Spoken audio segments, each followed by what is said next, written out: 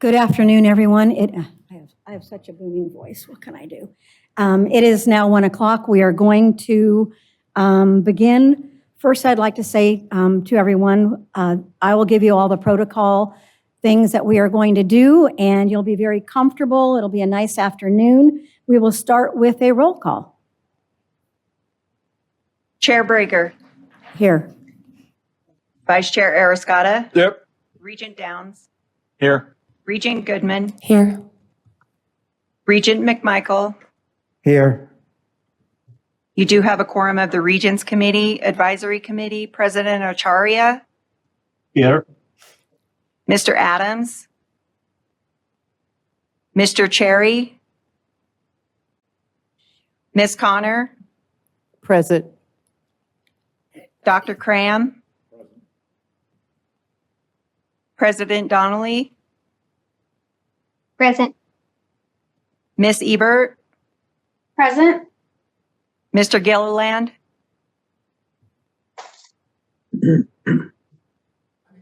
Ms. Harif, Present.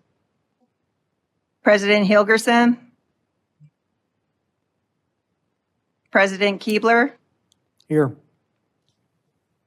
Dr. Nichols, Here. Mr. Osaria Hernandez, Here. Dr. Pollard. Present. Sorry, President. Mr. Sanchez, President Sandoval,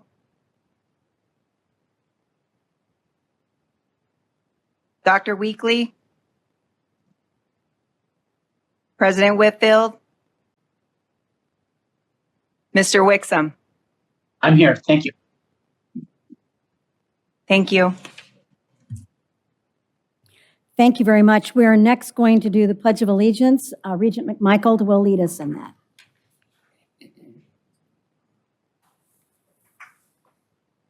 Allegiance to the flag of the United States of America and to the republic for which it stands, one nation, under God, indivisible, with liberty and justice for all. Thank you, sir.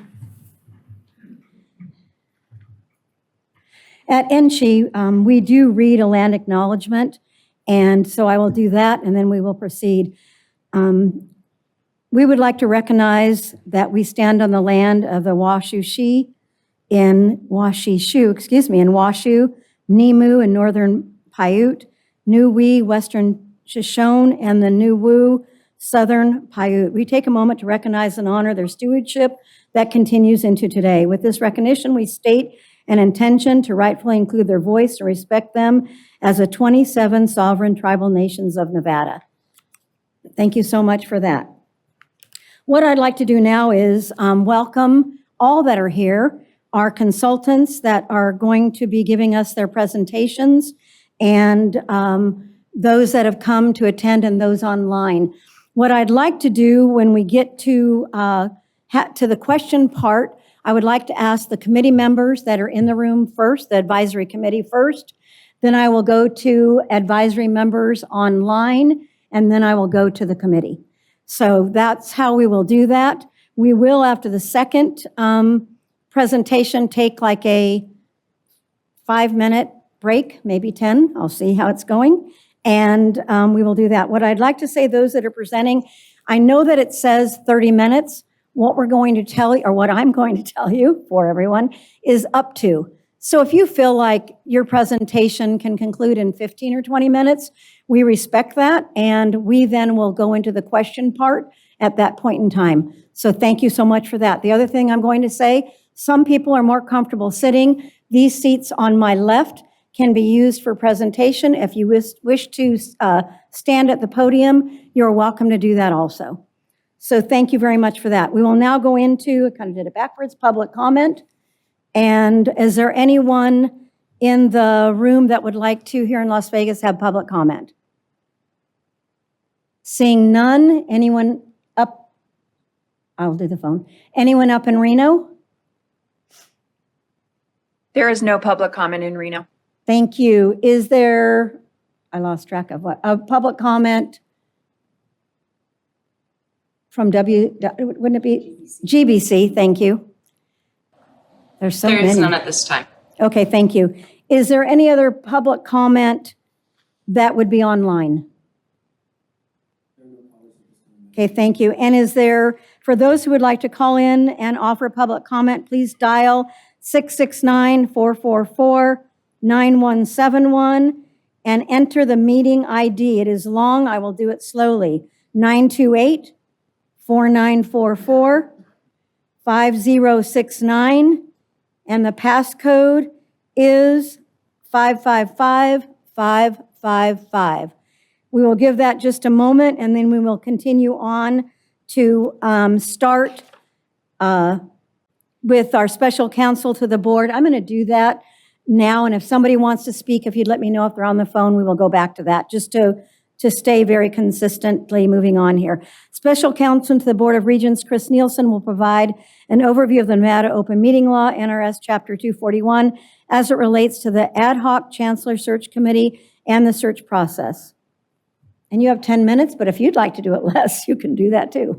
Thank you, We're Madam all Chair. gonna learn my And just style. as a reminder for you and for everyone, there are 2 periods for public comment at public meetings, including this meeting, and there's one as agenda item number 7, which is near the conclusion of today's meeting. So for item number 3, Nevada Open Meeting Law, again, for the record, my name is Chris Nielsen. I am special counsel to the board, and I'm here to provide you with a brief overview of Nevada's open meeting law. I know many of you are familiar with these laws, having attended several public meetings, including meetings of the Board of Regents, and so I apologize in advance if I am repeating stuff that you already know. But in any event, the open meeting law is a body of law in Nevada that's codified in Chapter 241 of the Nevada Revised Statutes.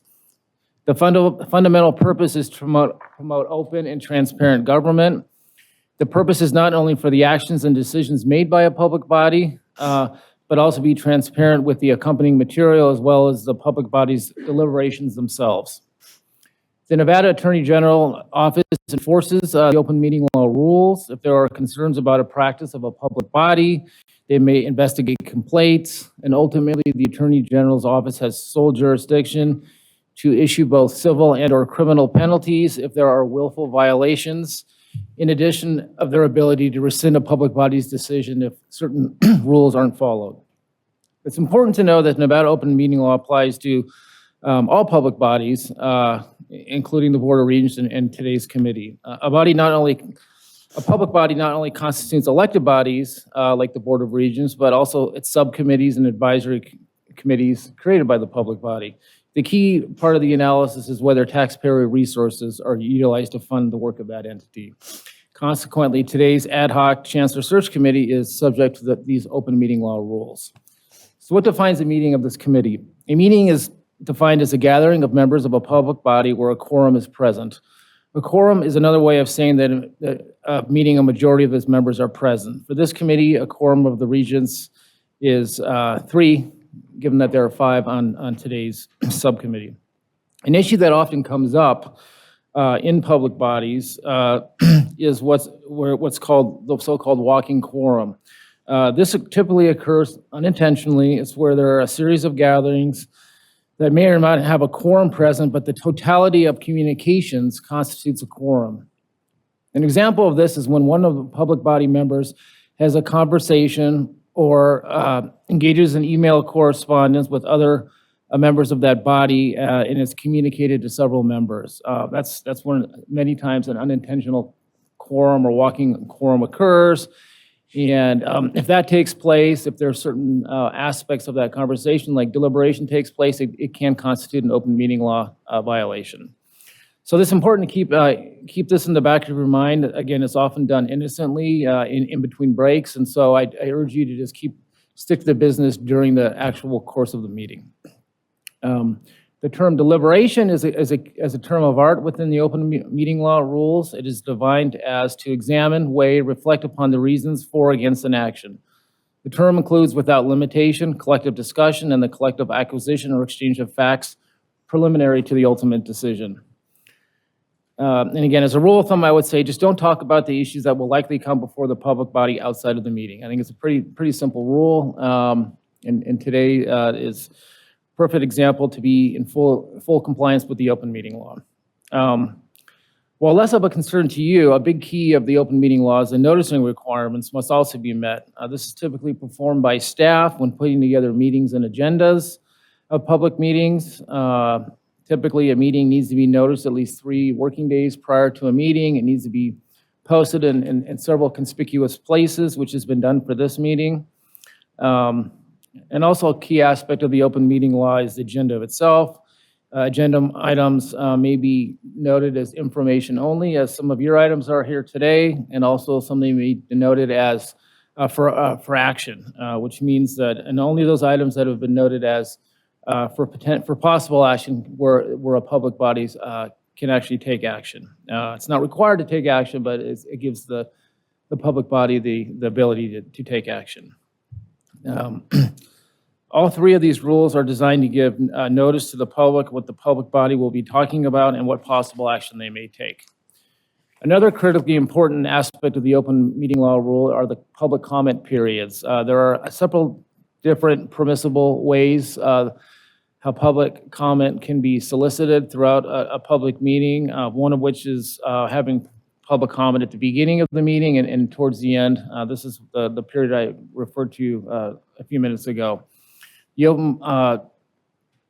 This is not a place for exchange of information. It's really a place for you to hear from the public on something, and no action can be taken during the public comment period. The final thing that would be important about the open meeting law is sticking to the agenda, and that's where my role comes in from time to time. I'll remind the body if we get outside the goalpost of each individual agenda item, but it's important to stay on topic. In any event, that's, Madam Chair and members of the committee, that's really the summary of the open meeting law, and I'd be happy to answer any questions. Thank you very much. Are there any questions from anyone? I think it was very clear. Don't do anything. No, I'm just kidding. Okay, you ready? Good. I will see if there's anyone on the phone. Thank you very much. Okay, the search firm presentations. At its May 23rd, 24 special meeting, the Board of Regents approved the commencement of a national search for Chancellor and the engagement of a search firm with expertise in higher education to aid the search committee. In accordance with the NSHE Code, Title II, Chapter 1, Section 1.5.4I, and following a competitive solicitation process, Chief of Staff Carrie D. Nikolajewski, in consultation with Search Committee Chair Susan Brager and Interim Chancellor Patricia Charlton, selected 4 committees, search firm committees for consideration by the search. Representatives of the following firms will present proposals for executive search services. Search committee members may ask follow-up questions at the conclusion of each presentation. The only thing that I did not say is if there are any regents online that are not on the committee, you will go at the end of everyone else's questions and discussions so that you know. We are going to go in this order. AGB Search, Greenwood Asher and Associates will be second, Anthem Executive third, and WittKieffer will be fourth. So if Dr. Kim Barbie, Dr. Jim McCormick, and Janice Fitzgerald would like to take their place at either the podium or the chairs, we will have that 30-minute timer as stated. You're not to be rushed, but if you are done before that, that would be great, and we will ask questions at that time. So please proceed. Okay. Thank you. Chair Brager, Regents, and members of the advisory committee, we are so pleased to be able to present to you today, to share with you our knowledge and our experience and why we think we should be your partner in your Chancellor search. I'm Kim Bobby. I'm a principal with AGB Search. I've been with the firm since 2017. I have about 35 years in higher education. I've worked in every sector of higher education and K-12 as well. I work on searches across the leadership spectrum and across the nation. You will be able to see some of the work that we have done as a team and individually, and it is representative of our reach in this space. So I'm going to now ask my colleagues, Jim and Janice, to introduce themselves.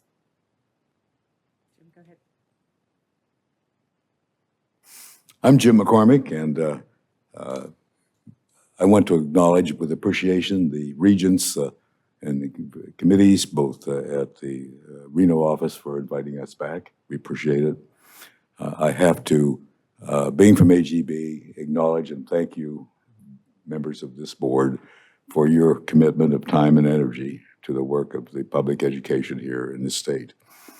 And my background is pretty traditional, coming up through faculty and faculty tenure, a dean, a vice president, and then a president for 10 years.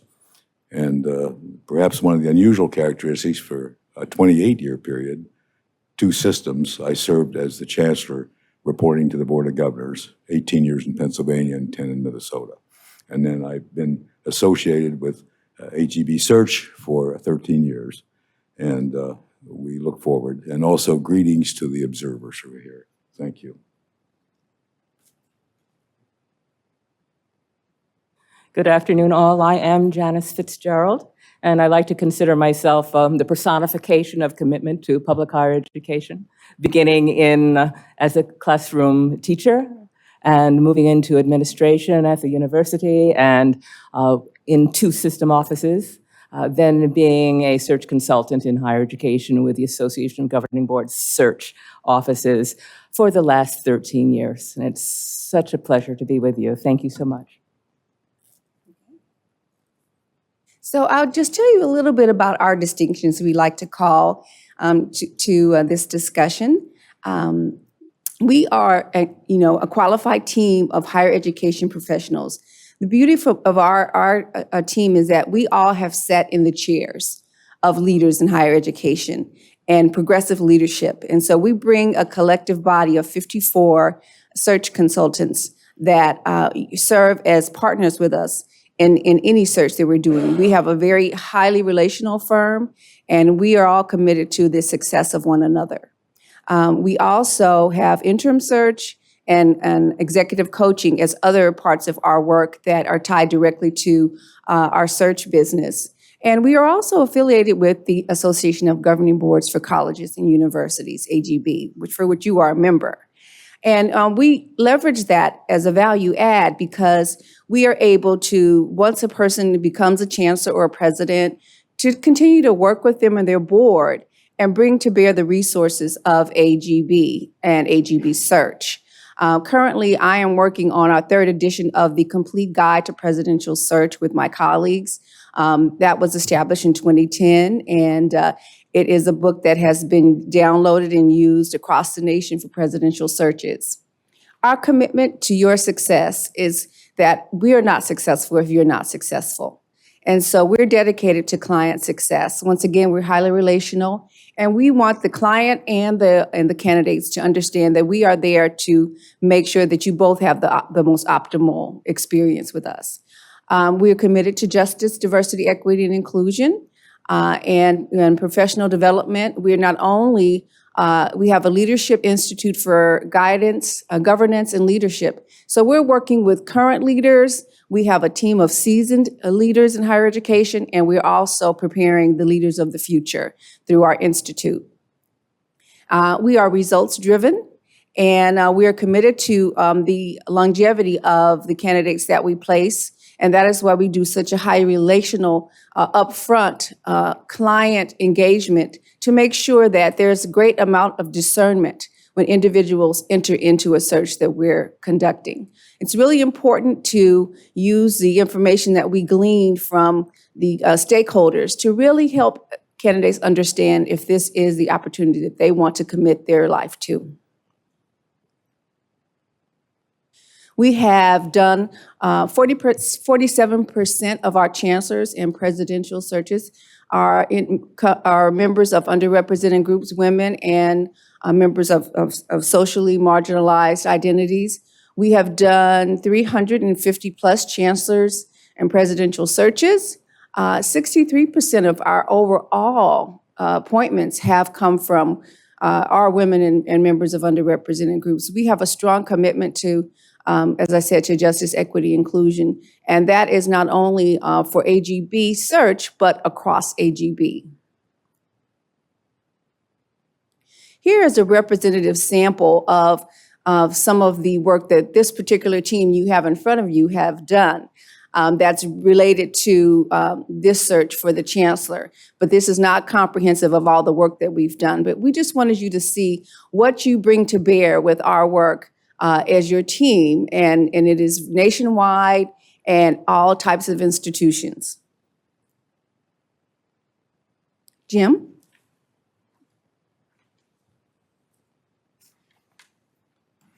Thank you. I'll come to the chart there in just a moment. But the team, the AGB team, has worked on all of these searches. And if you notice, all of them deal with coordinating boards or governing boards. So we've really had a lot of experience. And the team of individuals that will, if we're selected, will work with your search, have had experience as a president, but also usually in the system work as well. Because we know for these systems to work, the board, the presidents, and the chancellor of the system have got to work all that out so it moves forward. And I want to tell you, anytime I'm involved in the search, I would like to pay a lot of attention to the universities and colleges in the system. I like to learn a lot about them. And I could go on, but we're limited on time. But you have two really outstanding doctoral universities. The one here in Las Vegas and your land-grant university in Reno.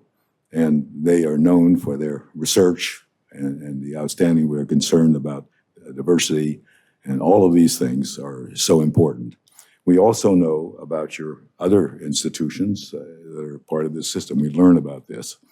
And of course, the Nevada state system is kind of unique, providing opportunities for students to get a good education. Teaching is very important, and I could go on about each of them. Coming to the next level, your College of Southern Nevada, an amazing growth period, 30,000 students each semester. The growth of this, serving this very high growth area, significant. We know about that. I've met over the years and talked to many of your presidents of an earlier day. And of course, Great Basin College. I understand it's the gold standard of the Silver State. And notice that they work on workforce development and helping the students and others be able to move from there to work. And they do offer, I believe, a bachelor's degree and an associate degree. And of course, moving on to Truckee, a comprehensive community college serving the area. And of course, on to your Western institution and its work. It could go on. And then finally to the Desert Research Center, which gives an opportunity for science to be important in the state. Now, the reason I mentioned all of this is these are the reason, the students they serve, that we exist. So if we were to do the search, we would want to be very concerned about helping you get a list of candidates that are student-centered, understand the role of presidents. And what I've observed, I may not know as much, I don't know as much as you do, but these institutions all have had an opportunity to kind of grow and meet the needs and to grow the needs of the state. They're not all cookie cutter, they're unique, and that's the case. And that might be one of the things that you'll need in your new leader, a person that understands this diversity and this uniqueness. Now, I think this chart is important because these are the searches that are for governing boards and coordinating boards that we have worked on. We have a lot of experience in this area. And then our team has had a lot of experience being a president and so also serving a board as a chief executive officer. And I think that we'll bring that to play in helping you in your search and deciding on the person that would be best. Now, I just happened to look at these, and Ms. Fitzgerald and I have done 14 or 15 of these. And so the blend is, I've done about 80 searches, and they're all public except one. And so we've done community college systems, community colleges, the state colleges, or the regional universities as sometimes they're called, and then we've done the research universities too. So we've had experience both at the presidential level in terms of every one of your system. The research center is unique. I wouldn't say we know, I've had many of those, but we would consider a great privilege if we were selected to assist. And I use the word assist because you're the decision makers, to assist you in getting the right person who will be able to give the kind of leadership that you deserve and you need. So thank you. Thank you, Jim. I just wanted to say a little bit about our focus on justice, equity, and inclusion. In 2020, AGB established a statement on justice, equity, and inclusion, and that document has been downloaded probably 10 times more than a lot of our documents on the website. I became the senior advisor for justice, equity, and inclusion for the entire association, not just AGB Search, and established a framework for every area of AGB to focus on personal, interpersonal, and organizational justice, equity, and inclusion. And since that time, we have brought to bear all of that focus in everything we do across the association. And I also do anti-bias workshops with search committees or advisory committees before they start to engage with the finalist pool in this search, in this type of a format. So it's important for individuals to be in touch with their own biases and examine our gut reactions and examine the stories that we tell ourselves when we encounter others who are different from us. And, you know, everyone says they want a diverse pool, and that means that you're going to encounter people that might not be in your current, sphere of influence. But you want to make sure you're open to their stories and their journey, and making sure that stories that might be informed by bias don't creep into your decision-making. So that's something that we also bring to bear with our work. I'm a former chief diversity officer at an institution, and I did that work for 12 years. And so it's something that's near and dear to my heart because I'm a learner, and I think we all have bias, and it really does give us an opportunity to be self-aware when we're thinking about how we make decisions. Now, Janice is going to come and talk about the search process. Well, let's take a look at this proposed model, which can be adjusted if necessary. We do have 6 phases of action. And in keeping with the accepted timeline that we will recommend, we will prepare and research the Nevada system to be certain that we know the colleges and the universities' missions and visions and goals, as well as the system-wide mission and how it guides all of the constituent institutions. We also are very alert to the characteristics carried by each of our institutions. These colleges and universities have personalities. And by knowing these personalities, we will know best how to recruit for the leadership for the entire system.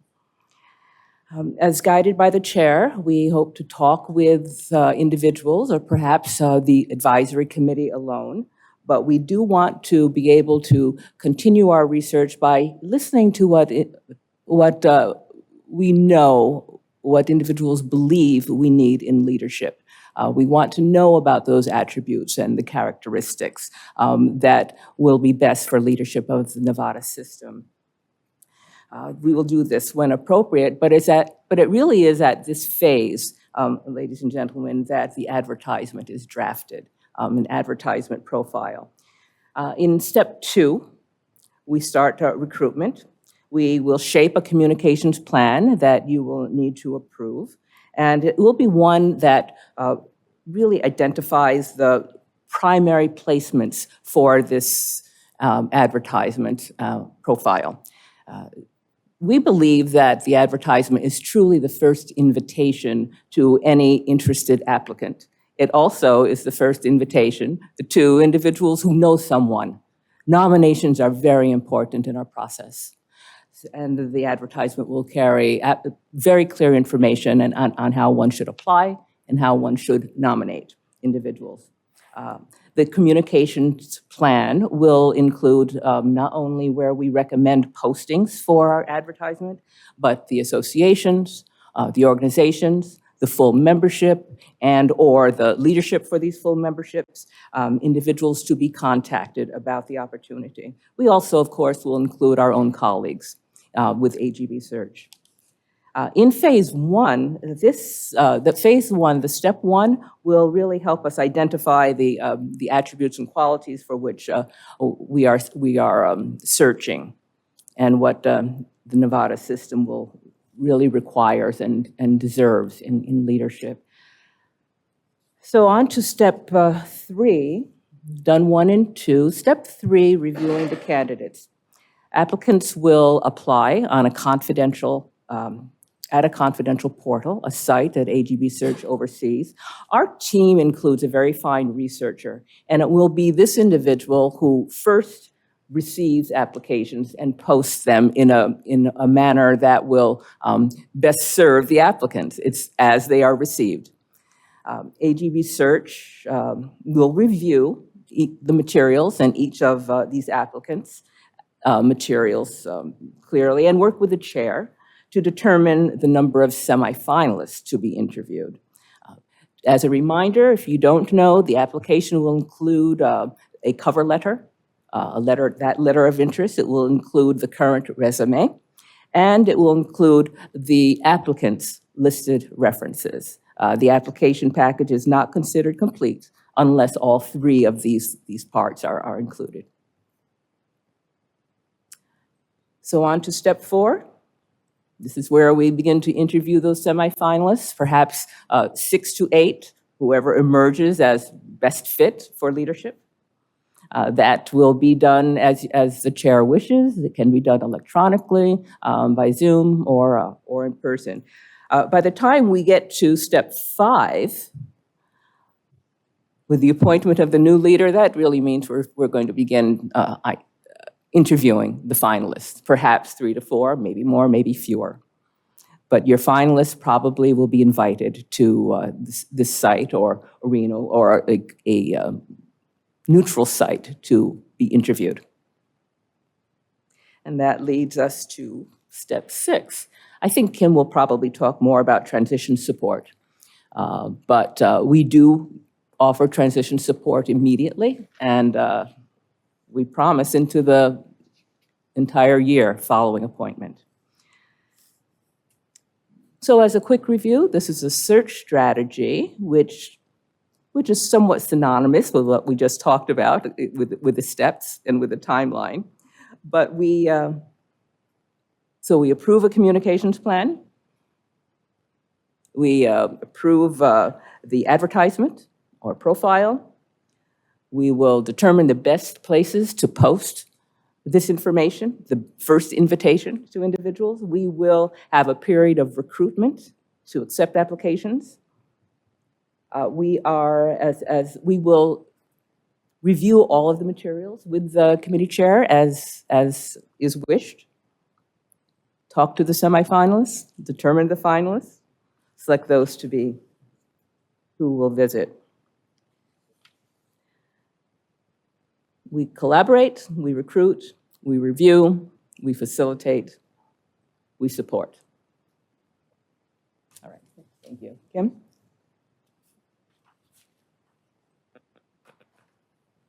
Okay, and then this is the proposed timeline. This is really your timeline that was shared with us. So this would start in October, and we'd begin with working with the chair and really thinking about how, first of all, this is your timeline. And so we want to make sure that if you need adjustments to be made, we're here to make the adjustments with you. And so we know that life happens and these are not set in stone. So if you need to make any adjustments, we're right there with you.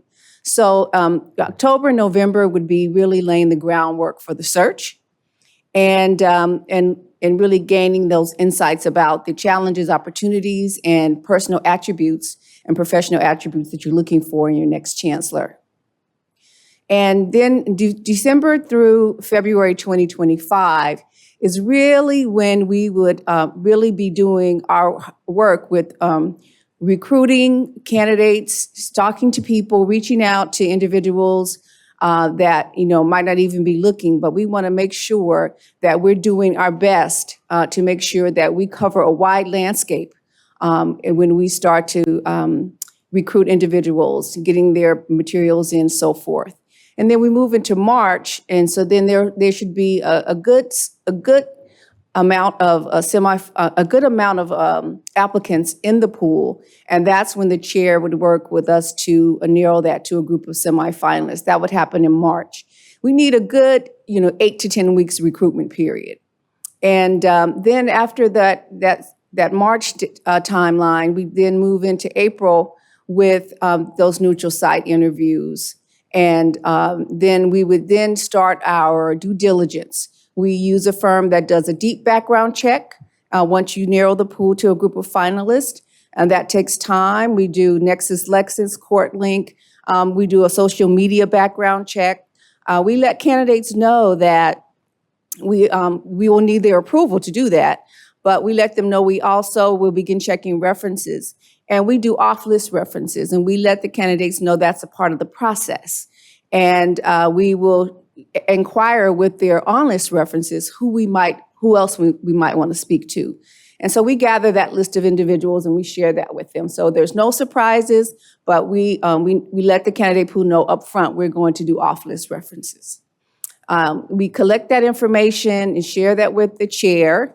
Anything that's untoward, we make sure any information is shared with the chair. And we make sure that candidates know that if there's something out there, you should probably just tell us up front because we're going to find out. So, and then we ask candidates, you put the context around whatever this issue is. We know that when we rise to leadership positions, there are going to be some situations where people are not happy with you. So we want to make sure we give a chance for the candidates to give us the context of anything that we learn. And then we talk about transition. So once you name your finalists and you have that person on board June 2025, we're committed to working with that individual and the chair for a year to make sure that everything is going smoothly, that we stand up this next chancellor's opportunity and experience in a positive way. So you want to establish a transition committee somewhere about the middle of the search, someone that can be relied on as a trusted leader that is well respected both internally and externally, because your transition committee should have key stakeholders that the chancellor should be meeting with around the state. And you want to make sure that no one gets their feelings hurt if they're not on the chancellor's calendar and they feel like they should have been. So you want to make sure that transition committee builds in a cadence for the chancellor to be at strategic events, but also, cultivating what other kind of relationships you think they should be cultivating. And when the chancellor joins the team, they can make adjustments to put their own spin on that. Transition also means thinking about the chancellor's loved ones and family. How are they going to, if they're not from the area, how will they transition in? What attention needs to be given to someone that may be bringing a family along? So the transition includes that as well. And then we would set up a situation where maybe a monthly phone call just to check in any issues that might unfold, because we bring the weight of our whole firm to those conversations in support of the chancellor. And if someone on our team doesn't have the answer or isn't the right person, we will pull that person from our firm that is. And that's way that person can have that security in their first year, that they do have someone that they could lean on and ask some questions and get some clarifications. And then if there is a desire for a deeper kind of a coaching relationship, we do have a coaching service. That's an additional fee at AGB Search. And we have a great team that does that work. And so that is another resource that we would have available to the chancellor. Our commitment is our commitment is to you, and your success is our success. And so we are prepared to work with you. If you did not select a candidate in this first round, we would continue to work with you for 6 months additionally to extend the search and make sure that the right person is brought to be your chancellor. And then after that, we also have a guarantee of 6 months after the search. If for some reason that person left, we do the search over with just the additional fees for any advertising and things like that. But we are pleased to say that we have worked with you before. We brought a chancellor to you before, and we also worked, and our firm worked to bring you Dr. Pollard. So we are familiar with the system, and we are familiar with the region. I have family here. And so we just want you to know that we feel like we'd be a good partner for you, and that the uniqueness of the Nevada state system of higher education is one that we think will be a great opportunity for a strong leader to come in. Each institution is its own unique ecosystem, and we know that you need a chancellor that recognizes that and carries each institution as special and equally weighted for what they do for the system. And that's somebody that's the kind of person I'm sure that you want to make sure that everyone around the state feels seen, heard, and valued in the system. So here's our pricing structure. And as I said, we do offer the anti-bias and the Hogan assessment. The Hogan assessment is a resource. It's a tool.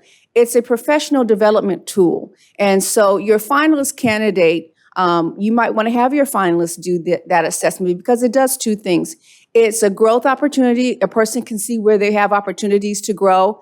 And the regents can see how that person's growth can be aligned with how they might want to develop as well. And so it's a tool that is a personal tool, but it's also can be used comprehensively with helping the board structure professional development for the chancellor and for themselves, so that everyone can sort of be in the same kind of learning space and adjusting, because we know the higher education landscape is it's not static.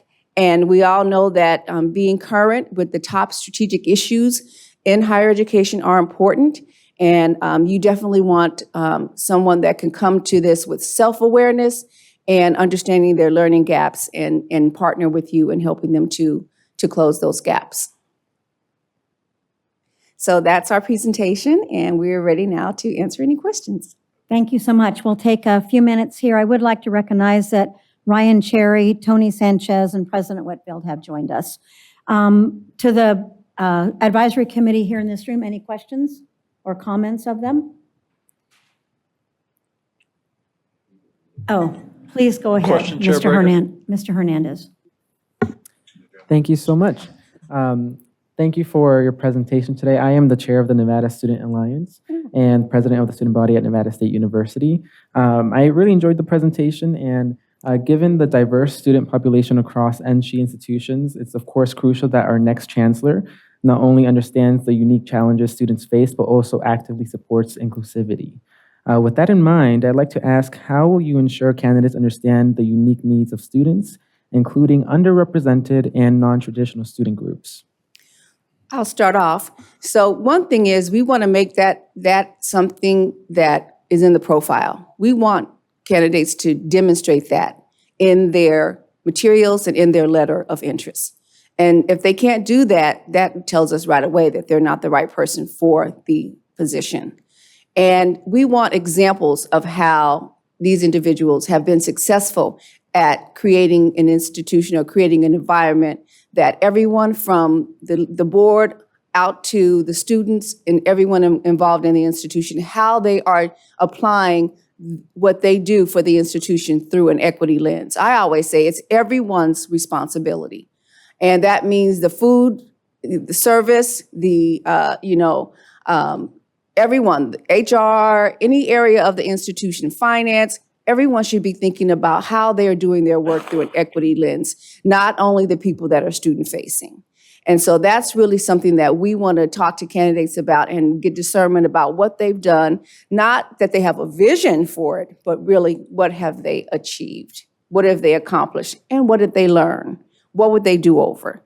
These kinds of things. And so that's sort of my area. So I'm sure you're not surprised that I would have a lot to say there. Janice, did you have anything to add? Okay. Thank you for that answer. Did you have something else that you wanted to say? I just might add quickly that when we do the advertisement profile, which you will approve, we'll need to make it very clear about the diversity of your state and several of your institutions. The other thing, we have discovered that sometimes the very best candidates that you want to consider aren't sure they want to leave where they are. And they have to be tugged at. It's not uncommon for us to have a conversation 3 or 4 times with a person before they really decide to apply. That gives us an opportunity for them to discuss with us, what do you think they really need? And if they didn't get it in the early information about the uniqueness of your system, we have a chance to make it very clear what you expect. Thank you. Thank you for that. Appreciated. Are there any questions from Mr. Weekly, Dr. Weekly, excuse me? My question would be, Dr. Bobby spoke to their proposed timeline. And I'm wondering, through this timeline, is there some space available, or will there be room for town hall meetings that would include our constituents up in the north as well as here in the south, not to exclude our friends and families in the rural communities? That's question number one.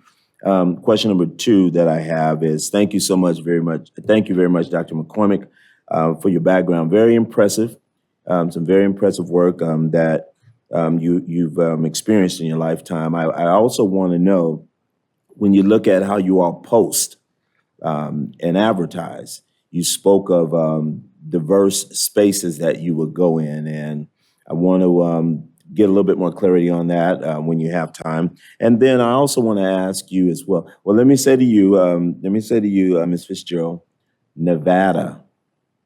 I almost came out of my seat. Nevada. We don't do Nevada. Nevada. All right. But I want to Nevada. There you go. I want to just ask the question in terms of when we look at you all bringing the weight of your firm as it relates to this search here. One of the things I'm really interested in knowing that these candidates have done their homework. They know a lot about Nevada. The interim chancellor that we have right now knows the governor, knows the mayor, knows all of the chamber presidents, have community relationships. Relationships are so very important to me. And I'd like to know, how would you infuse that in these candidates that you'll present to these regions? Thank you, Madam Chair. You're welcome. Because we have a time limit, I want you to answer, but I do want to get to other advisory committee members and the committee that is serving on this. So we want to make sure that the candidates have done their homework. And this is a national search. And so you're going to have individuals that are not from the state, from Nevada. I'm from California. I've been saying Nevada all my life, and now so we want to make sure that they've done their homework. And it's really important that this is a unique opportunity, but you want individuals that have held those kinds of relationships with the leaders of the state, and they can speak to how they have worked with the same type of constituencies and things like that. So you want someone that can bring that lens to this opportunity, because it is a national search. So that's what we would be looking for, those kinds of experiences that could map on, or transferable skills, if you will, that would give them the opportunity to be in those spaces and carry the weight of those spaces. Thank you very much. Are there any, I can see a hand, but I can't see who it is, any advisory members first that have a question? Your hand up. No, he's, oh. So whoever has their hand up, I'm so sorry, I can't. Oh, it is Boylan, never mind, not you yet, sorry. Is there anyone?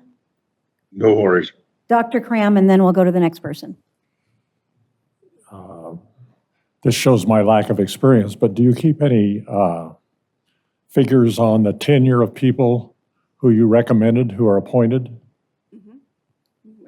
Yes, that's very important. Retention is important. And that's why we do the work up front, really making sure that we are attracting candidates that have really good discernment about this opportunity. And we have over 90% retention rate for people that stay between 2 and 5 years. And we know that the tenure for chancellors and presidents is shrinking now. because of the attacks on higher education and the lack of public trust in higher education. And we hope to help to bring leaders to bear that can help us nationally regain that trust. And so we focus on really that retention piece and that discernment about what it means to be able to accomplish something in the role. And that takes time and that takes commitment. So that's a hallmark for us, and that's where we're so highly relational. So over 90%. Do you reveal to the committee that's going to select them the tenure that your prior candidates have had? Do you keep it? I'm not sure. Okay. The measure sometimes of success, there are exceptions, but is how long the person stays in the job. They're satisfied, the institution's satisfied, the people are satisfied. My question is, do you keep any kind of figure that shows how long people you have recommended stay in their job? So it's over 90% of the placements that we have done. Is that the question? The question is, how long do those candidates, like, did they stay 5 years? Even though they were 90%, maybe they left in a year, but they were successful for a year, correct? Well, they fit with the national. Yeah, we would say they're right in line with the national average, but I don't have like a hard number because we've all done different searches, so. Okay. And the second part? As we're working with these candidates, the committee will be able to see, and we will be able to see, what has their movement record been? How often have they moved? You have somebody that moves every 2 or 3 years, they probably may not change. And so you have an opportunity to kind of view that. Plus, we're old-fashioned. We still do reference checks and talk to people. And sometimes you can learn a lot. And one of the, maybe it's just my opinion, but you've got to have we would hope to have a person that knows how to work with the board and knows how to do that. And so we would want to know in our reference checks, we want to talk to the past chair of the board and maybe the one before that, and to see how that all works out. And of course, that can be helpful. And we try very hard to, we even go back occasionally to where they were before. And we talk to that reference. And it's amazing. You think everybody's going to give a good reference, but sometimes I've learned to ask the question, is there anything you know that concerns you on the last search? And somebody might say, no, we hired the person, but there was that issue, and so on. So that's our red flag to look into the issue. But having said that, it's not a perfect process. Do you supply the information on tenure to the committee? Oh, yes. Yes, we will. Oh, yes. In fact, they ought to do it up front in the application and in detail, and you ought to see that, and then we ought to verify it. One other quick question. I don't want to take too much time, but the public comments that accompany the person leaving their position, are those analyzed as well? Comments in the paper, comments around, do you analyze that as well? Yeah, yes, I don't want to answer that and not get it right, but any thoughts? Through the media. I don't know.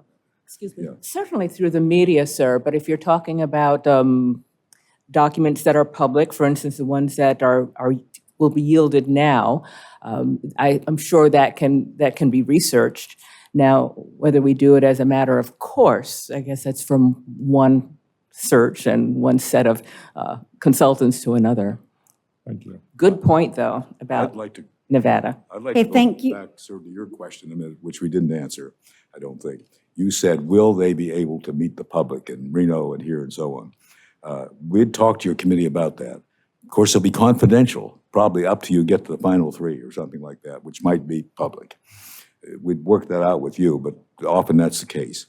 And we've had good success with bringing those 3 people in and having one of the groups that meets with them would be the community, the business leaders, the chamber, and all of that. And there's no reason, since your Reno office and your Reno institution is so important too, it couldn't be 2 of those, one in this area and the other area. But I would hope during this process at the end that they would have an opportunity, the community leaders, to visit with these people, listen to them, and give you some feedback. Thank you, sir. We appreciate that. I would like to go to our regents that are up in Reno. Vice Chair Arascata and Regent Downs, do you have any questions? We have about 2.5 minutes left in this session. They'll get used to me. Thank you, Chair Breger. For the AGP presenters, simple question, how many locations in total will you be advertising for this position? Approximately.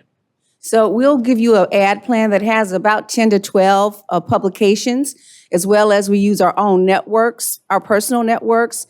We also use LinkedIn Recruiter. And so, and then we do we have a database of leaders that we would reach out to as well. So it's a national in scope. And so that's really the base of the advertising plan, those publications like the Chronicle, Diverse Issues. And then you would your chair would look at that if you wanted to add any regional publications that we might not show on the list, that would be also included. So that ad plan would definitely be approved by the chair. And we would, our goal is to tell the world about this great opportunity. Also, Can you know what, sir, I want to make sure that, and no, I don't want to cut you off, but I do want to let him ask a second question, or let Regent Downs, and we have committee members here. So please go ahead. Well, I just was going to respond to your question. We know a lot of people. I'm a past chair of the State Higher Education Officers. I'll be making calls in fact, we did the search for that person. And we'll be making calls. Who's really outstanding out there? Who's a possibility that could be nominated? So we will talk to our network too informally, and there may get some nominations as a result of that. Thank you. Thank you for that added information. Wonderful. Go ahead, up north.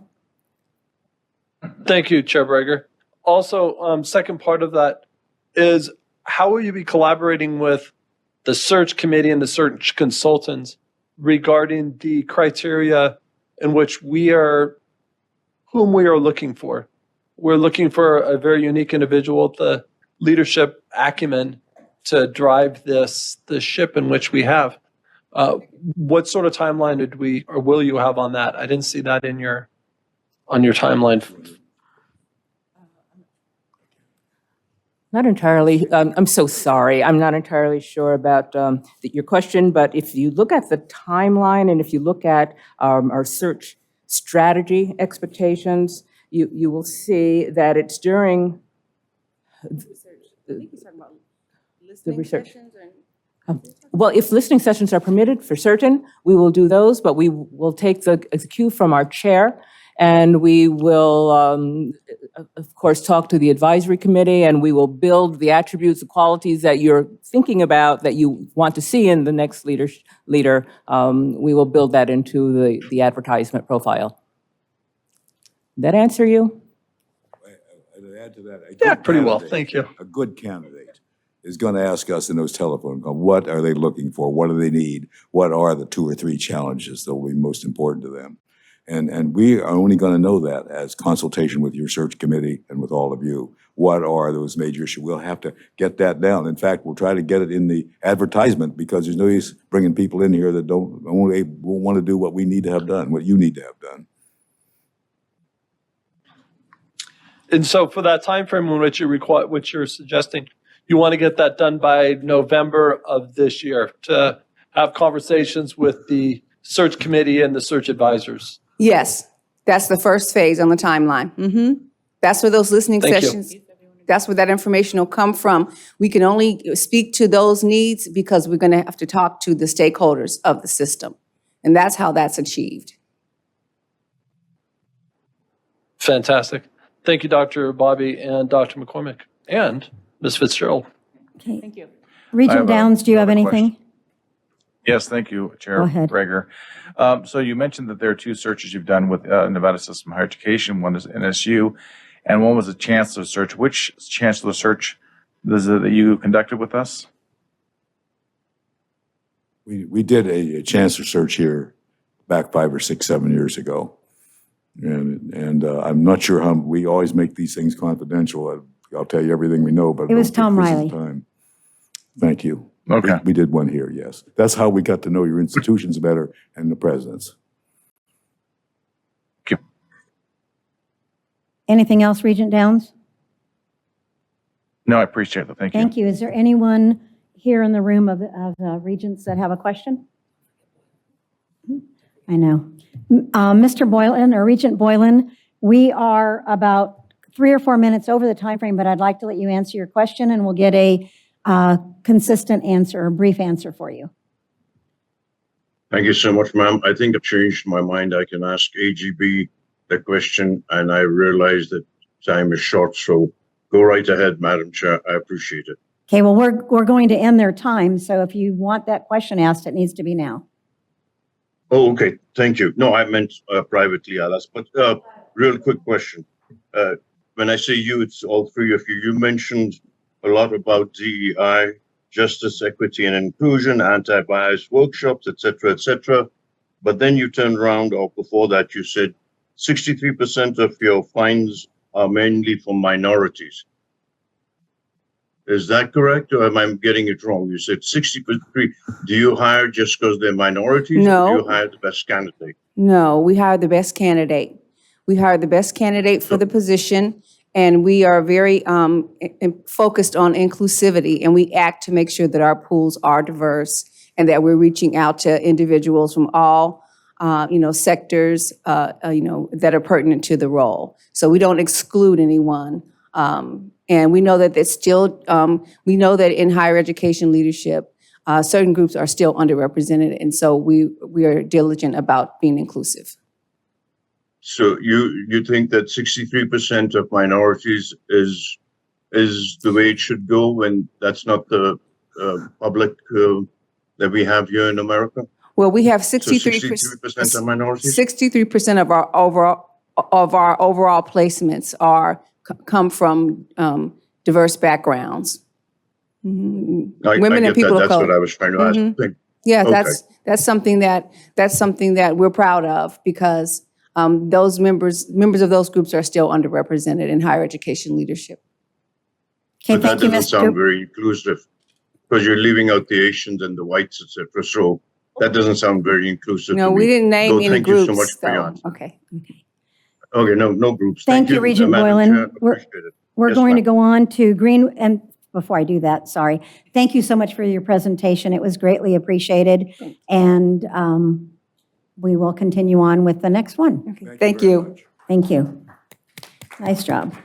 So we will go on to Greenwood Asher and Associates, please. And if you would like to stand or sit, you're welcome to do whatever you're comfortable.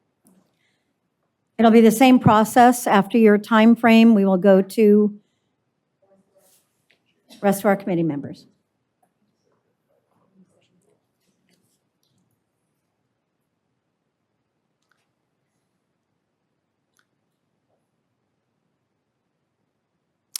Madam Chair, you ready to go? Okay, very good. Thank you. Thank you, Madam Chair, and Regents and members of the Advisory Committee. Good afternoon. We're very pleased to be here today to present our firm to you, the search team that would be working with you if we're so fortunate to be your partners, our experience in the market, placements that we have made that are representative and similar to the role we're talking about here, our commitment to DEI, the strategy that we would go through on your behalf, the process, timeline, the guarantee we would make, our fees, and at the end of the day, the promise that we make to you as your partner in this search. A little bit about our firm. We're a boutique higher education executive firm. We focus only in the higher education space. We've been around for about 20 years, founded by a couple of former university presidents who wanted to strengthen and lift up stronger and more diverse leadership in American higher education. Everybody who you see here today and everybody who is in our firm are employees. We don't use contractors, which is a significant distinction. And we're also the higher education subsidiary of the global talent company, a leading talent company, Kelly Services, about a $5 billion a year corporation, which provides us some pretty unique and special resources and assets on behalf of our clients. A little bit about us, the search team. I would be the search manager in this engagement, and I would be supported by my colleagues here, along with a research associate who's not here with us today.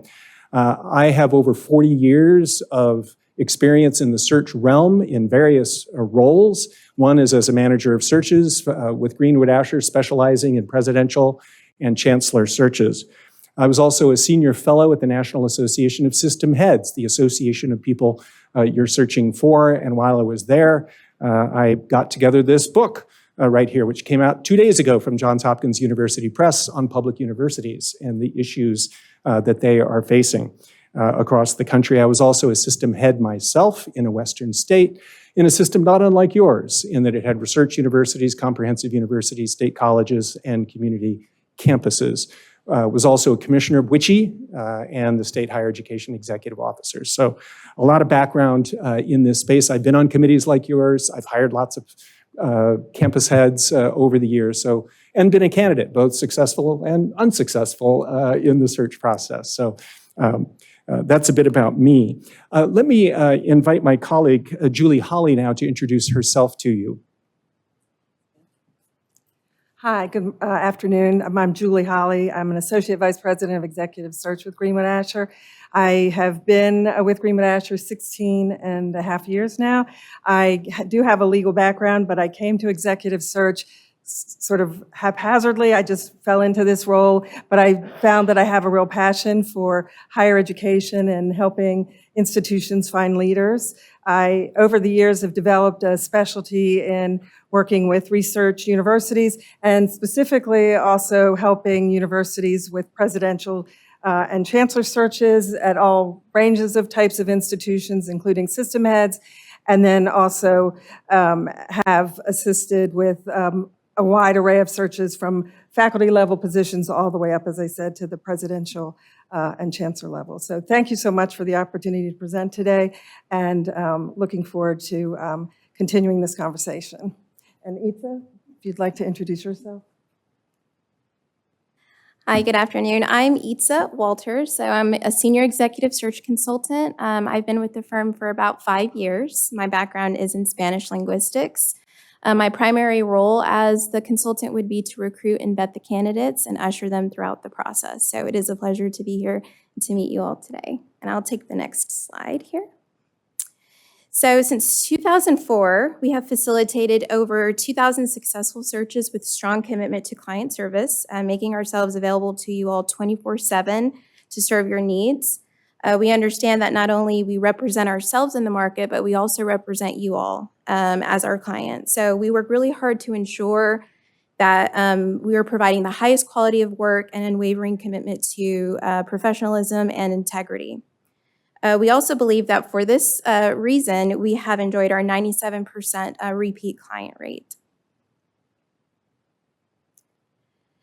Here's our list of system and district searches conducted and completed. Not listed but here, but we are currently working with the University of Arkansas system on their presidential search.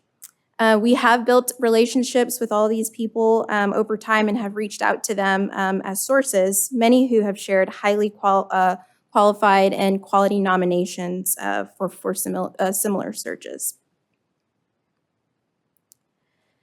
So regarding our commitment to DEI, we are also very proud of the fact that our clients have hired women and members of underrepresented racial ethnic groups, which we have attributed basically to our longstanding commitment to diversity, equity, inclusion, which I will talk about in a minute, and our recruitment and outreach efforts, as well as our own composition, which includes a diverse team, not all represented here today, but of search professionals that bring a lot of experience and different unique backgrounds to the table and also perspectives. With that in mind, I will highlight just a few ways we prioritize DEI in our search efforts. One is training. So early on in the search process, our DEI practice manager is available to offer board members, search committee members, and others involved in the hiring process an opportunity to go into an anti-bias training, with the goal that one, we are creating awareness of the common occurrences of bias in a search. Two, exploring the outcomes of bias, and then C, learning techniques to minimize the occurrence of bias. A second way is through recruitment. So we are committed to presenting a diverse pool of candidates to you all for consideration.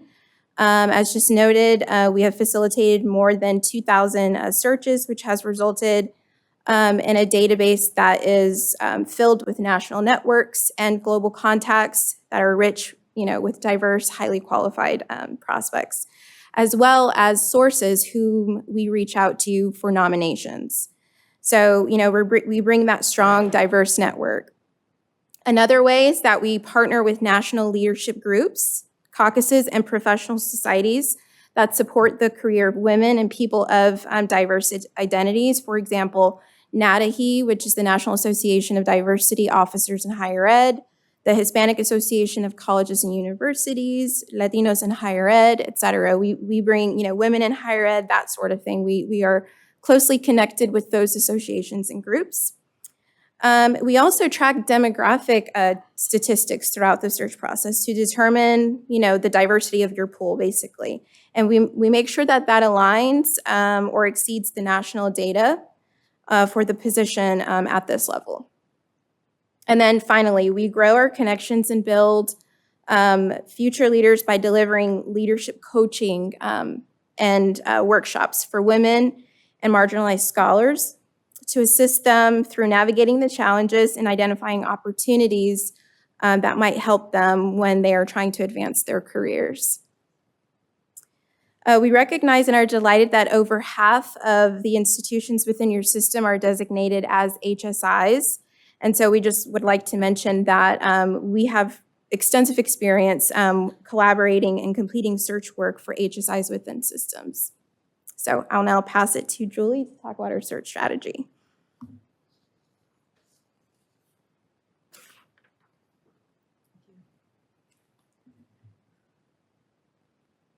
So I'll go into more detail about the timeline and the search process, but this is an overview of some of the strategies that we will be putting in place if we are so fortunate to be your partner on this search. You see before us the team, and we've been very intentional in terms of the team that we've brought today. You have Jim, who is, as he said, the system head experience. He's also participated successfully and unsuccessfully in system head searches. You also have before you a team who has both led and been consultants on many presidential and chancellor searches. So we are steeped in our ability and understanding of this process and our ability to recruit strong and diverse pool of candidates for your consideration. We recognize the importance of getting as much input as possible at the start of the search to ensure that the development of the profile is in alignment with your needs and your expectations, and that the candidates that we're recruiting are matching what you're looking for in terms of your next leader. So we will hold many listening sessions. Typically, some of them are in person. We'll also do virtual listening sessions, so as broad a range of voices can be heard. That feedback that we gather not only informs the profile that will be ultimately developed, it also is critical in our efforts to recruit candidates. They can read the profile, but they really want to hear from us what we heard on the ground from listening to students, to faculty, to community leaders, the broad spectrum of all the voices that have a stake in who the next chancellor will be. We also will work to get nominations from folks. We really view this as a partnership, so we will request that if you have folks you think we should reach out to as possible candidates or somebody who might be a great resource for us, we want to hear from you about that. We also will reach not just this group, but across the state and across the country, and if you required, perhaps even internationally. We also, as we're thinking about who's a good match for you, we segment the position in terms of institutions, roles, and other relevant factors that are important to you to consider who might be a good match for you. We are really proud of the support that we provide to our clients, but we're also quite proud of the relationships that we develop with the candidates. We want them to feel as though they've been well taken care of through the process, and I think you would find if you spoke to any of our candidates, they would tell you that your experience with Greenwood Asher has been very positive. And that also goes to why we have, I think, 97% repeat client base. And the other thing is that we work with you throughout the entirety of the search. So from the beginning to the end, we're here. Communication is critical, and everything that we know, you all will know. And then the other final thing that I would mention is we have a parent company, which is a $5 billion organization, and there are resources that we have access to by virtue of that as well. And then moving on to the next is what we call market segmentation, and we've sort of created this bullseye in terms of how we would go out into the market. So we would initially reach out to the system leaders on the west coast of the country and reach out to them as sources and perhaps as prospects, and that would be that's the inner circle that we would focus on first, and then once we've penetrated that market, we would move on to system leaders outside of the western part of the country, and then once we've hit that next ring fully, then we move on to the next campus leaders within the system in the West, and so on. So we are really very targeted and strategic in terms of how we approach our recruitment efforts to ensure that we've reached out to everyone who might be a great match for you and recruit them to for your search committee's consideration and ultimately the board's. And if the position profile is written such that you would like to have perhaps business leaders or government officials, we have the ability to recruit from that area as well. Next is really the overview of the search process and the timeline. So we've got 5 phases to the search. We have been able to align our process with your timeline that you set forth. Of course, the first phase is the planning stage, and we're able to meet with you all to, as I said, hold listening sessions, develop the advertisement, work on an advertising plan that is very targeted and will ensure that the word is out about the search. We don't view the advertisement is really part of our work. It's purely just marketing for you all to ensure that the broadest word is out there as to the search being open. But the recruitment that we do is really our specific phone calls that we make. And it's really, oftentimes it requires 3 or 4 or 5 phone calls to a candidate. We're looking for those candidates who are very successful in their job and don't know they need to be thinking about looking at this one. And then we'll move on into the recruitment, and that's what I was just speaking about, the heavy lifting, making those phone calls, finding those folks who are most closely in alignment with what you said you're looking for, and then moving on into the next phase, which is the evaluation phase. And we really are evaluating candidates from the first moment perhaps someone has nominated someone, we're doing an evaluation to determine whether or not they're a good match. As we speak to them, we're vetting them to determine whether or not they have the kinds of experiences, accomplishments that are going to be in alignment with what you're looking for and demonstrate that they're ready to step into a role like this, of this magnitude and complexity. We'll assist the search chair throughout the process in terms of screening of the candidates. We will have a website that the chair and the committee will be able to access all of the candidate information, and anyone that comes into the process, they will have access to and able to review those files. That, of course, will happen through February and April, and then once finalists are selected, the board, will have the opportunity to interview those finalists. We are here throughout the process to help facilitate those interviews, both with the search committee and with the board. And then once you all have identified your candidate of choice, we are with you to the end to render any additional assistance you might need, from perhaps assisting with contract negotiations, or once you've selected your candidate, we also have can assist with onboarding, transition planning, executive coaching if needed. We also have a leadership assessment with some of our clients, like their candidates to complete, to help determine where there might be any gaps in terms of needs as they step into the role. So we are able to meet the timeline that you've outlined, but we can, of course, be flexible. If there are pieces that we need to adjust or shift as we go through the process, we are able to do that. And then finally, for me, the factors for a successful search, And these are some of the things that we really focus on in terms of from the beginning of the search to ensure that we are able to get to a successful conclusion. It's important that you have a representative committee that's made up of folks that represent the system. It's also very important from the start of the search to have a clear understanding of everyone's roles and responsibilities throughout the process. So we work really hard at the start to make sure that the search committee and the board and Greenwood Asher knows what's expected of all of us as we go through the process.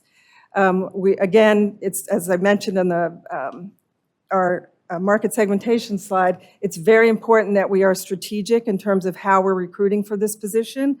We want to find you the candidates that are most closely in alignment with what you said you're looking for.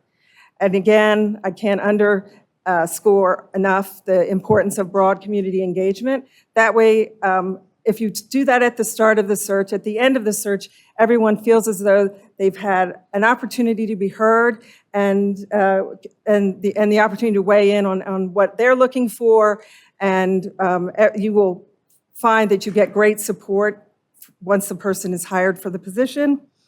Also, it's very, very important that the vetting process is attended to and taken care of. We, again, we do 360-degree referencing. That's a critical piece of the work that we do. We do on and off list calls going back 10 years, so speaking to supervisors, peers, and direct reports, and ensuring that any information that we receive, positive and negative, you will have privy to, so that you have all of the information you need to ensure that you're making the right choice as you go through the process. And again, communication, transparency is a critical piece to our process as well. And then sort of backtracking a little bit, we also are very supportive or proponent of evidence-based decisions, so that as you go through the process, when you're interviewing the candidates, the questions that you're posing are geared to ensuring that they're giving you responses that will provide you with examples of their accomplishments, significant things that they've done that will help you determine whether or not they're a good match for you for this opportunity. Jim, I think you're up next. Thanks very much, Itza and Julie. So instead of questions like, what would you do if, there are questions like, what did you do then? What was your role? What processes did you go through? And what was the outcome? So we have a search guarantee as well. Basically, if you terminate the person who is hired as a result of this search for cause within 1 year for a reason we should have reasonably shared with you, we will repeat the search on your behalf with no professional fee. In addition to that, if the search is continued, if we go through this process and you're not happy, we will continue to work with you until we get the next chancellor for the Nevada State higher education system. Fees and expenses, our standard fee is 1/3 of the starting salary. We have discounted our fee by about 12%.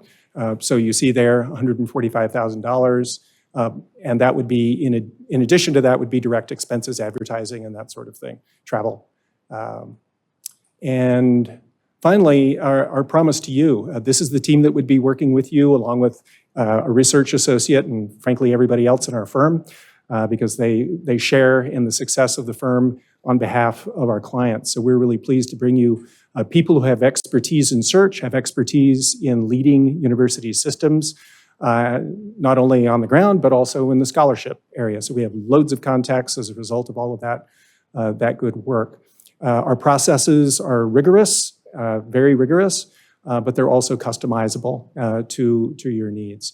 And then again, your success is our #1 priority here. So thank you very much for the opportunity to present to you, and we're very pleased to respond to any questions that you may have. Thank you, and thank you for your presentation. Before we go on, I'm going to let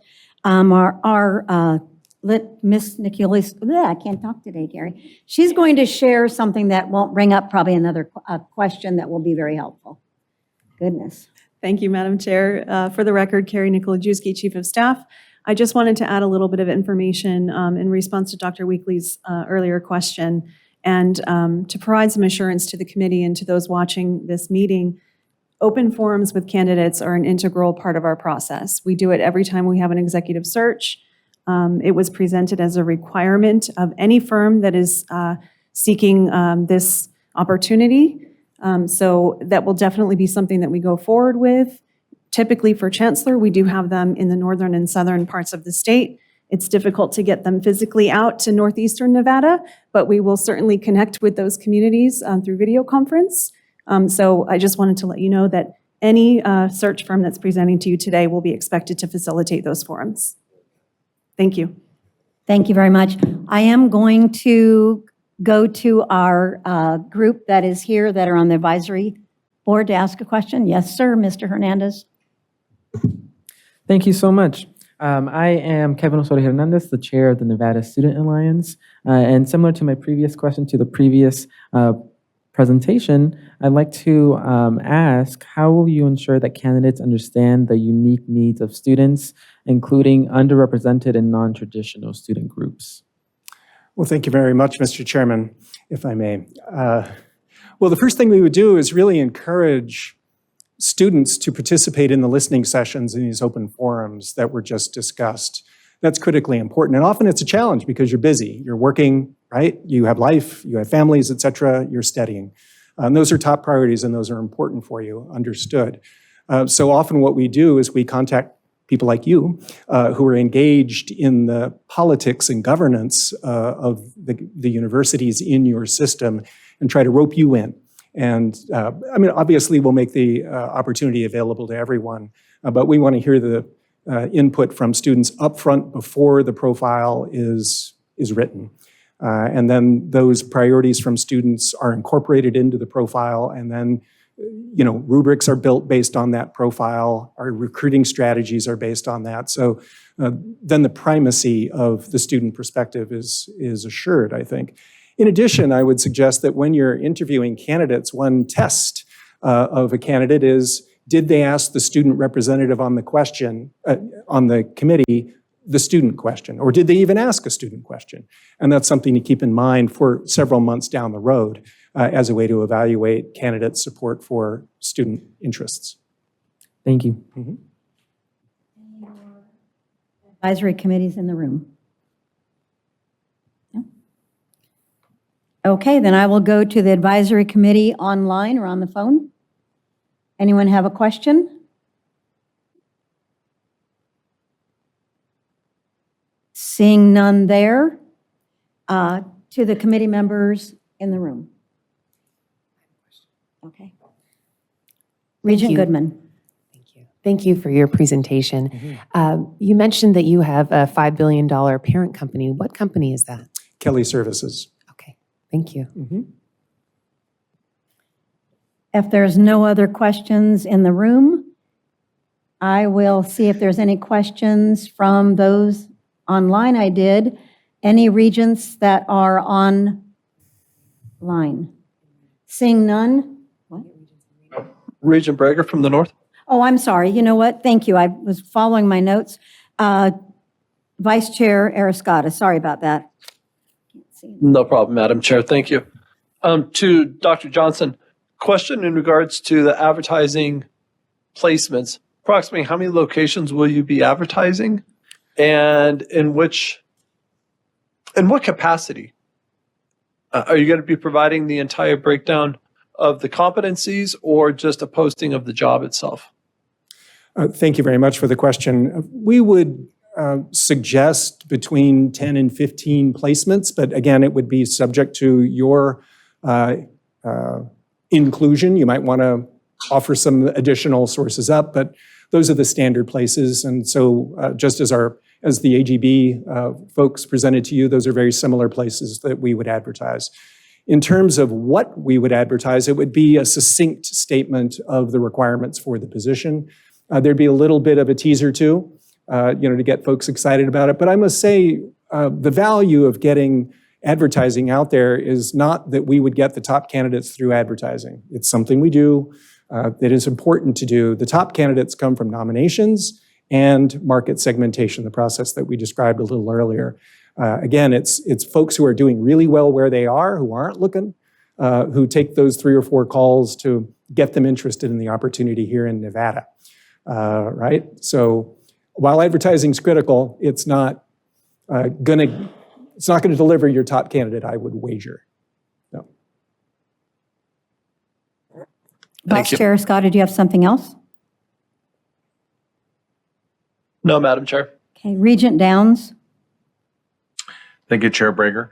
I also have a question with your firm. It looked like you did a search for a chancellor position. Which chancellor search was that? It was in 2000. In Nevada. Yeah, it was in 2005, and it was James Rogers. Okay, thank you. Mm-hmm. If there are no more questions. Oh, sorry. Who had one? You had one. Go ahead, Mr. Hernandez. Thank you. Just wanted to ask a quick follow-up. I should have asked a little earlier. What criteria do you use to evaluate candidates' track records in fostering inclusive environments? We will put that in the profile, so it's part of what they're looking for. We will expect it in their presentations. We always advise candidates to look at the profile and present yourself through the cover letter and your CV in the context of what the firm is, or what you, the client, really, you're the decision makers, we're not. You are what you're looking for. And then again, we would look for evidence. What was your role? What process did you use? What was the real outcome there? So we want real evidence, not just talk. Mm-hmm.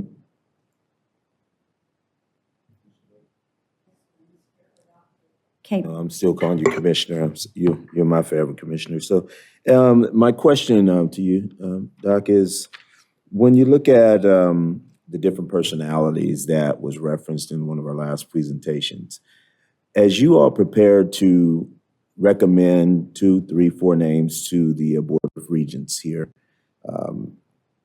for a possible selection, how will you go about educating these finalists in terms of them doing their homework, knowing the background of each of these unique institutions, and what is it that they can bring in terms of helping to really get engaged with these institutions and really move everything forward, because this is going to be a very pivotal year for us after this new chancellor is selected. And, I'm really concerned about where we land in 2025. And I'm so happy to hear that you all also too are engaged in inclusion and equity and diversity. That does my heart good to know that you all feel strong about that as well, to include everyone.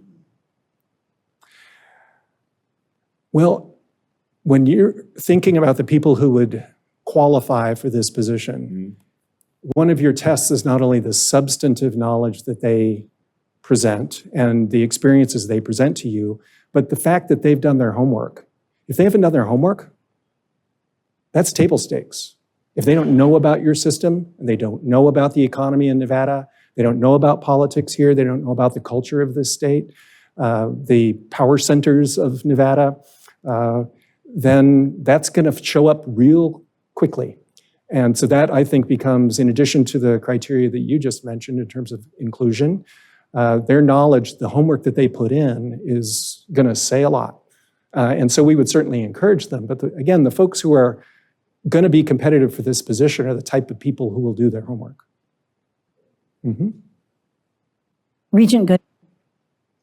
Thank you. Just one last question. Nevada is a unique state, and I think that really in addition to everything else and how qualified a person can be, I think that there needs to be a quality of understanding how to read a room, how to deal with certain conflict situations, have conflict resolution. There's a lot of things that go on, and I'd really love to see a chancellor come in here that can come in and hit the ground running and obviously be able to handle a lot of that. When you do that kind of vetting, how do you really determine that? Because it's not anything that's taught. It's not anything that you're going to see on paper. But I'm just wondering how you research that sort of quality. Yeah, and I think to boil it down, the quality is adaptability. And so moving from one organizational context or political or economic or geographic context to another, well, how'd they do, when they made that move? And as Julie mentioned, our referencing goes back 10 years. So if the average president out there is 5 years in the role, then we're going to catch a couple rounds at a minimum, right? So we'll be able to assess that adaptability on their part. I do think you're right, too, in terms of, there's a saying in our work, and that is, if you've seen one state, you've seen one state. They're not all alike at all. They are unique. But I would say that there are some characteristics about the Western states that are shared among them. And that's why in our market segmentation, we sort of put that in the middle of the target.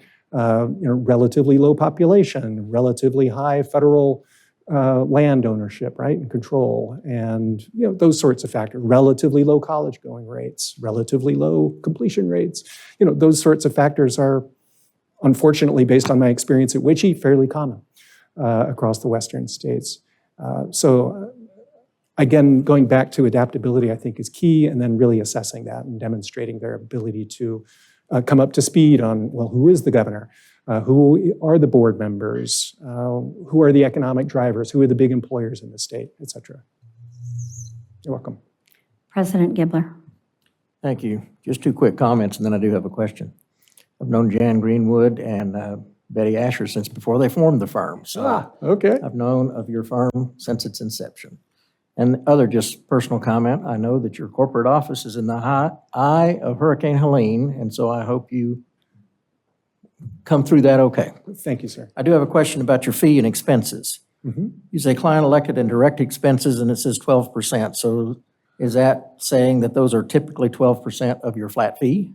My apologies, sir, for that, for the lack of clarity there. Our normal indirect expenses are 12% of the professional fee. Okay. We have waived those, and so it's the direct expenses, right, that would be passed on to you in addition to the base $145,000 flat fee. Okay, so the client elected fees are waived? No, those would be advertising, right. travel, those sorts of things would be in addition to. So those are what we refer to as direct expenses. Okay. Yeah, and those are at your discretion. You would decide how much to advertise. You would decide how many people you want traveling, all of those. I got you. So the 12% is not necessarily have any meaning. It's determined by That's our normal whatever you propose indirect. And we approve. Correct. Gotcha. Thank you, sir. I appreciate the clarification. If there are no questions from the advisory committee here or online, our committee or Regents, we will then close this session. And thank you so much for all of your comments, questions, and answers that we were able to ask and you answered. Well, thank you very much for the opportunity. I want to express my appreciation to the team members here. We are very eager to work on your behalf. So thanks much. Take care. Okay, thank you to all of you. We're going to take I'd really like to say 7-minute break, but I'll say 10. There are some snacks in the room over here and more drinks. Please help yourself, and we'll come back at 2:48.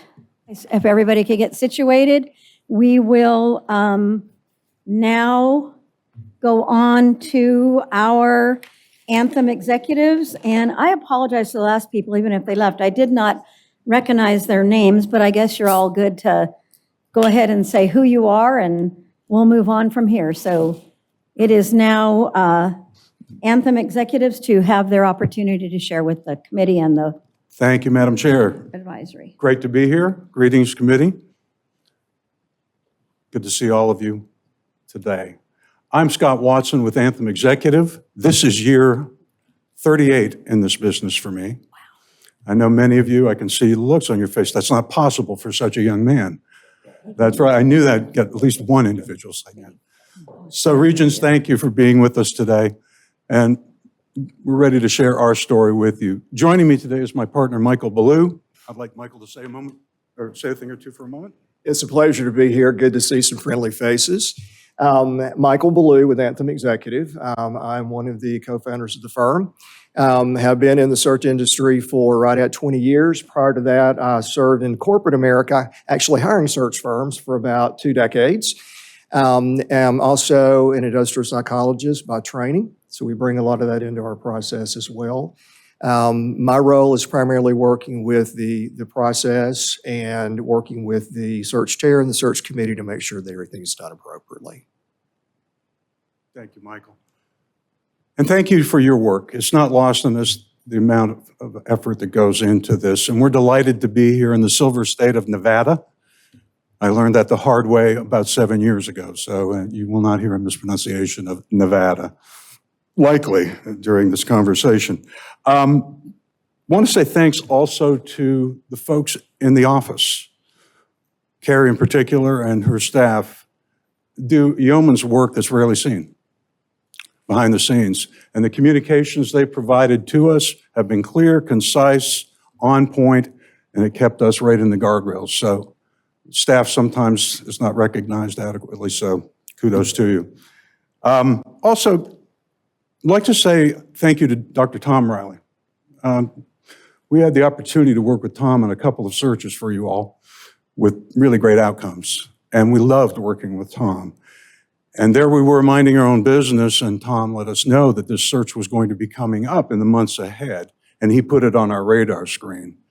We didn't place Tom here, but he still felt compelled to let us know about it. So you can extract from that what the message is. But we were grateful that he nudged us, and we're grateful for the work that we've done with him previously. So you probably are suffering a little bit of slide fatigue at this point in time. Would that be fair? It usually happens about this point in presentations. What I'm going to do is probably choose a couple of bullet points to accentuate that will be representative of the slide. And if Michael has anything to fill in, he will help me out with that. So let me start off by saying the philosophy that we operate under is not dissimilar to NASA's. That failure is not an option for us. It's just not. And that phrase was coined by Gene Kranz during the Apollo 13 mission when the command module suffered a terrible blow with the oxygen tanks exploding. And it put the entire mission in peril. So what did Gene Kranz do? He got his team together, rallied around them, scientists and engineers alike, and said, let's work the problem. And they did. When we encounter difficult situations, our team gets together and works the problem. And that's why our deliverables are what they are. There's a 100% success rate on chancellors and presidents. That's one of the reasons. But another reason is also the work we do on the front end. Learning what you're looking for in your next chancellor is absolutely essential. Understanding what that phenotype, to use a biology term, looks like is so important to us.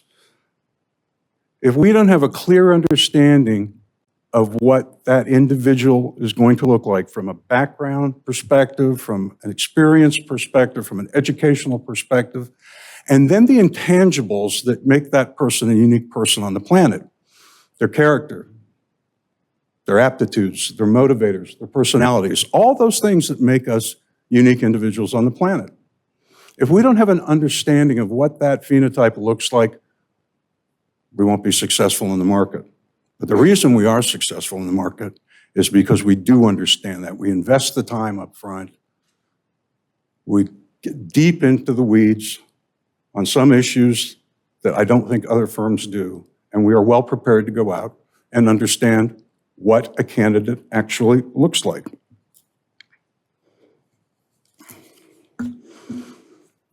Sticking with 100% success rate, we are not reliant on a database. And that kind of is counter to what you heard a little while ago. We do not maintain fastidiously a large database. We just don't. Do we have one? Sure. But that is not where our candidates come from, by and large. It's a networking tool for us. We're happy to utilize it. But that is not the repository for candidates on any search that we do.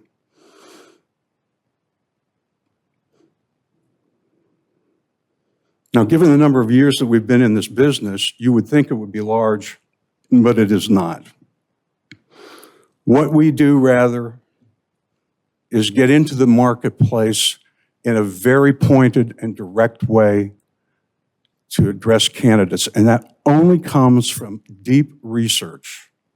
And we'll talk about that on the front end, or in a moment, rather. And our research is unparalleled as far as identifying possible individuals or possible organizations from which our candidates will emanate. It's my Marco Rubio moment.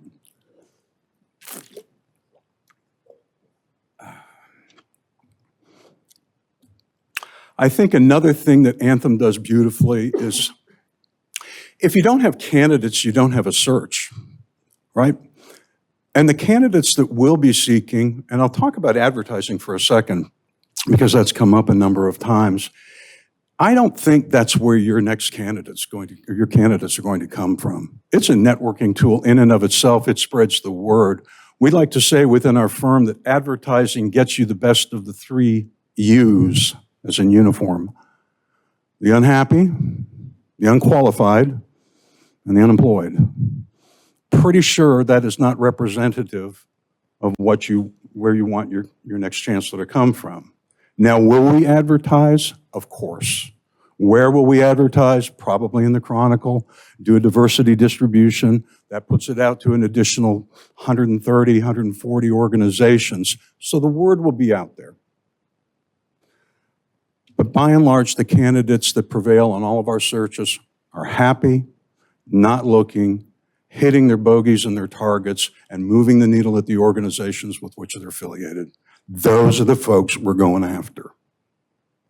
And those are the folks that we deliver. Let me share a couple of examples just real quickly to fortify that. So we're doing a chancellor search at the University of North Texas system. And we were charged by that Board of Regents to really find somebody who was great at leading complex organizations, right? Every organization thinks there's wild complexity in their world, and there is for the most part, but they were adamant about it. So through our research, not an ad, we found some really interesting folks that migrated sort of to the finalist range, and there was about 10, the sort of pre-finalist, if you will. But the committee was, and the regents were rather perplexed in a good way because of the talent that was in front of them. Fast forward a little bit further, the field got further narrowed. Fast forward to the selection of the candidate was Lisa Rowe. Lisa Rowe was the number 2 person at NASA. The number 2 person at NASA. You talk about complex organizations and a lot at stake, billions of dollars in lives. And that was Lisa's world. Had never been in higher education rather than attaining her own educational preparation, never set foot in the door as far as an administrative leadership position. Yet she knocked it over the fence and it resonated with the hiring group meaningfully. I'll give you a second quick one that I'm thinking about it. We did the search for the University of Texas system, pretty large system, pretty significant in the country. They too wanted a great leader, and complexity being part of their world. And we had captains of industry, we had educators extraordinaire, everybody wanting to at least be considered for that position because it was so high profile. But we wound up contacting, through our research and a recommendation or two, a fellow named William McRaven. That's Admiral William McRaven, the top Navy SEAL, in line to be on the Joint Chiefs, not going anywhere. He was mapped out. And oh, by the way, the architect of Osama bin Laden's demise. That's a leader. He was hired. He wouldn't have responded to an ad. And one other thing I'll say about our methodology and technique is this. We're your emissaries. We know that. We're your avatars in many ways out there in the candidate world. You can be an annoyance. We know the fine line between being an annoyance and getting to a yes or a no. And that's important because your reputation in many ways is riding along with us.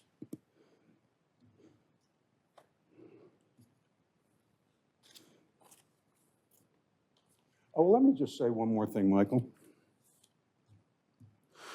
Again, I'm just trying to be judicious about the bullets I select.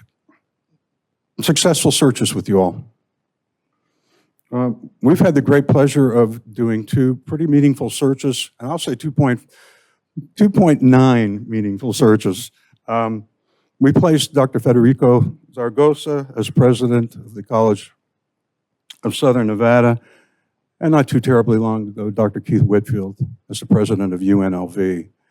Additionally, we've had a search with UNLV not too long ago, where we did the chief financial officer search, an important position, obviously, in any organization.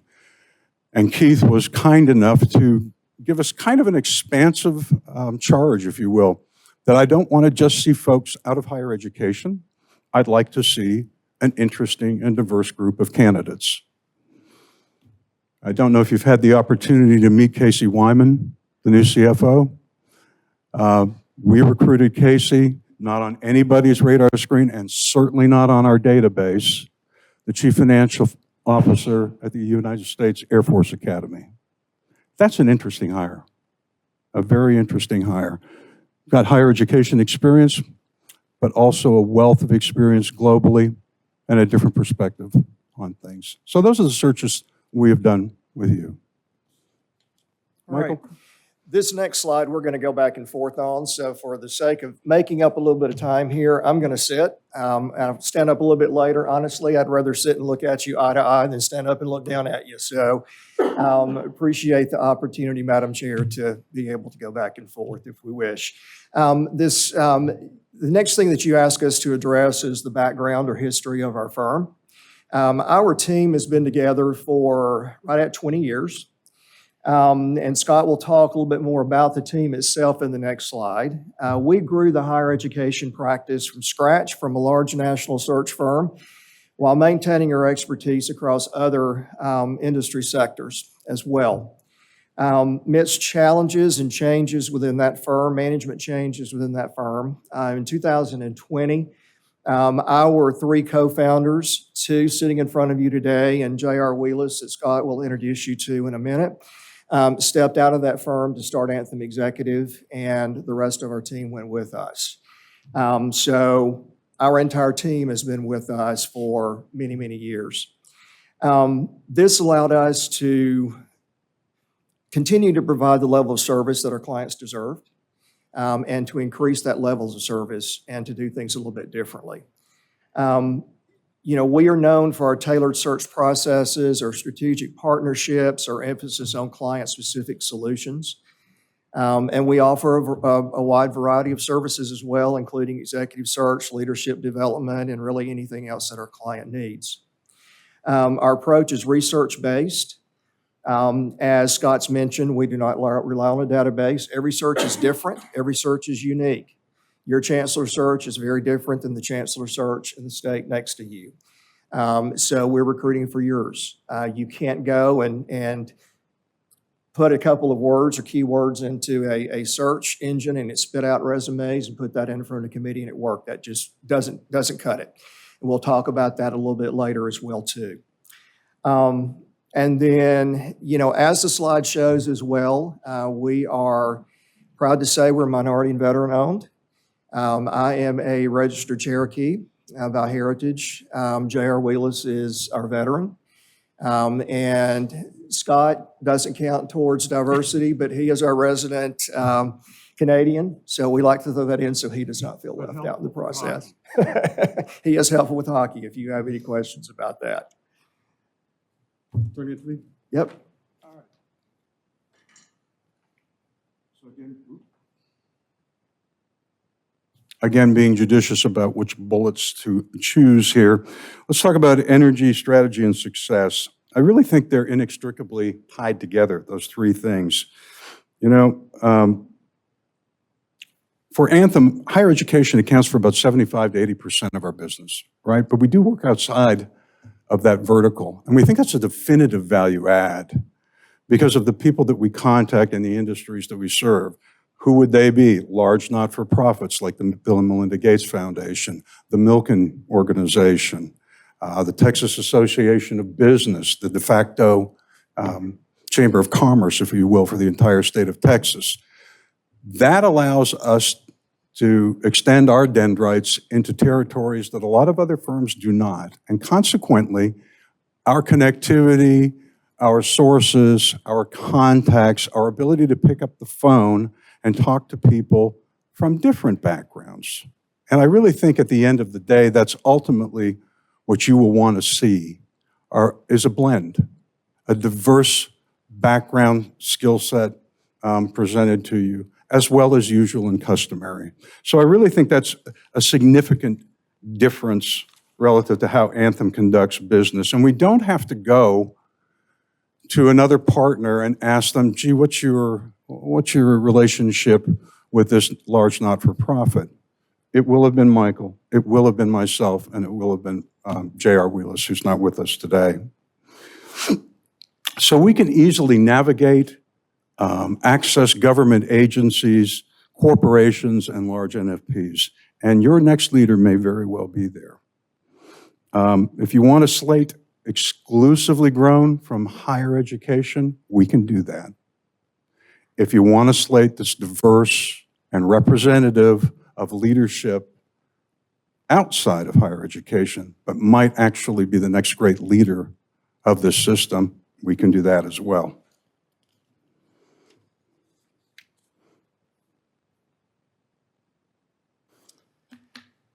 Next slide, sir. All right.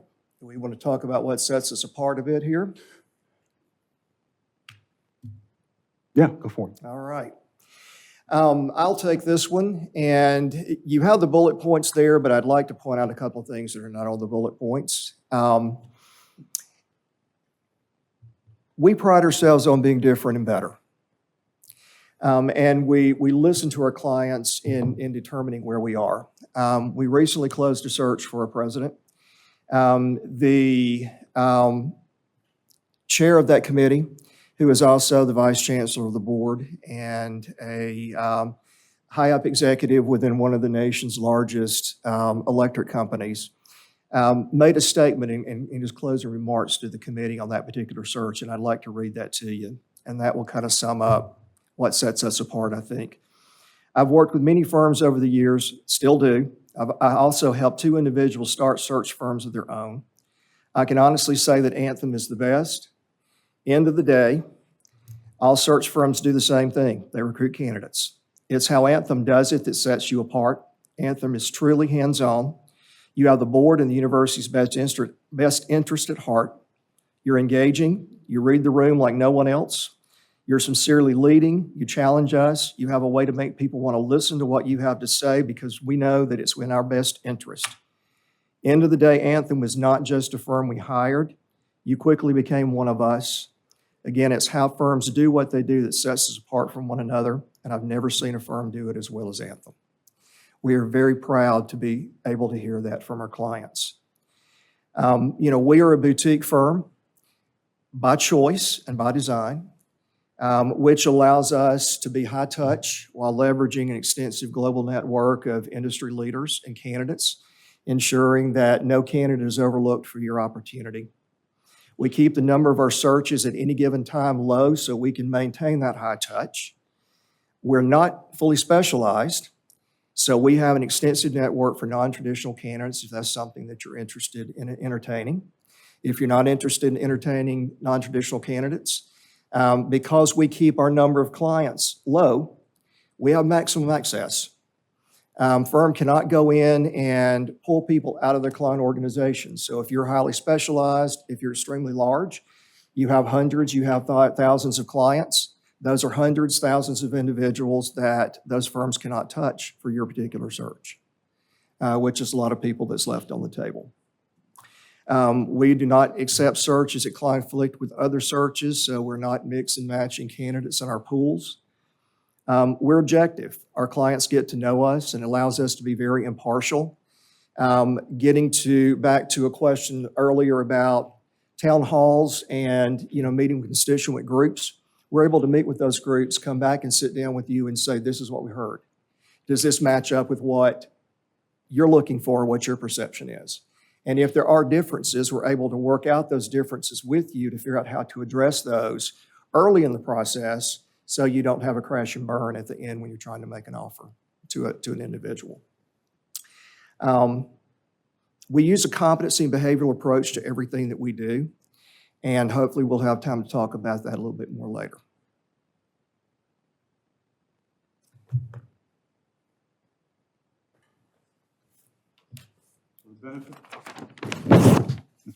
The benefit of having a clock right in front of you is to let you know that you're woefully behind. So I will move this along at a decent pace. This is our team. These are the people that will be working with us on this search. Mike J.R. Wheelis is our co-owner and partner. I think if I had to characterize Mike in one way, it's creative. He always thinks outside of the box. He's an imagine, if you will, kind of guy, and it's certainly a value add to have him as part of our team, and we've been friends for 20 years. Florine is the tip of the spear relative to our research, and if there's anybody better in the country, I don't know who it is. She casts a broad net. Candidates love her when they engage with her, and she also has this real skill of keeping us honest relative to schedules and timelines. I mean, if we're a day behind, we're hearing about it, right? So everybody needs that person, I think, in their organization, if indeed they're to be on schedule. Dr. Roy Wilson, former president of Wayne State University in Detroit, a medical doctor, significant administrator, still likes us even though we plucked Keith from his ranks and brought him to UNLV. So I think that's testament to, frankly, him and us as far as not developing anything that was terribly friction-laden there. Sarah Meffert. Sarah, once our candidate pool is narrowed down to perhaps the top 15 or so, Sarah basically takes care of them. And she's awesome at it. If I hear another compliment coming in from a candidate about Sarah, I may lose it. I mean, she gets it on every search. And it's because she genuinely cares about our candidates and your client. And then Wanda. Wanda is an educator and a researcher. Her particular area of expertise is emotional intelligence. And she's really helpful when it comes to talking to candidates, seeing if that's a fully evolved skill that they might have, or at least partially evolved. But she pays attention to that, and that's a definitive value add. Michael.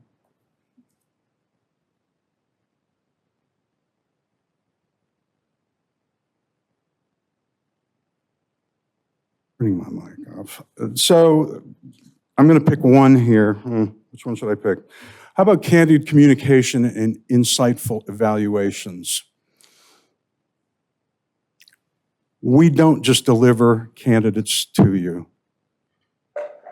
We provide our observations that are based on years and years of experience. If we see a problem, you're going to hear about it. Through our conversations with the various constituency groups, invariably things come up, motifs develop. And if we think you need to be aware of them, we're going to bring you up to speed on it. I wish I could give you an example right now, but again, I'm watching the clock here. But suffice it to say, and I'll just put it into about 30 seconds, we had a chancellor for a system that engaged us on 3 separate searches: CHRO, CIO, and VP of Academic Affairs. 3 at once, and there were some significant issues in the organization. Michael and I had to meet with her and tell her her organizational structure was flawed. Not an easy conversation to have with your client, especially since it's difficult to change that. But she did. And fast forward a few months out, and we're doing extremely well. and very happy with the work that we did. Take it.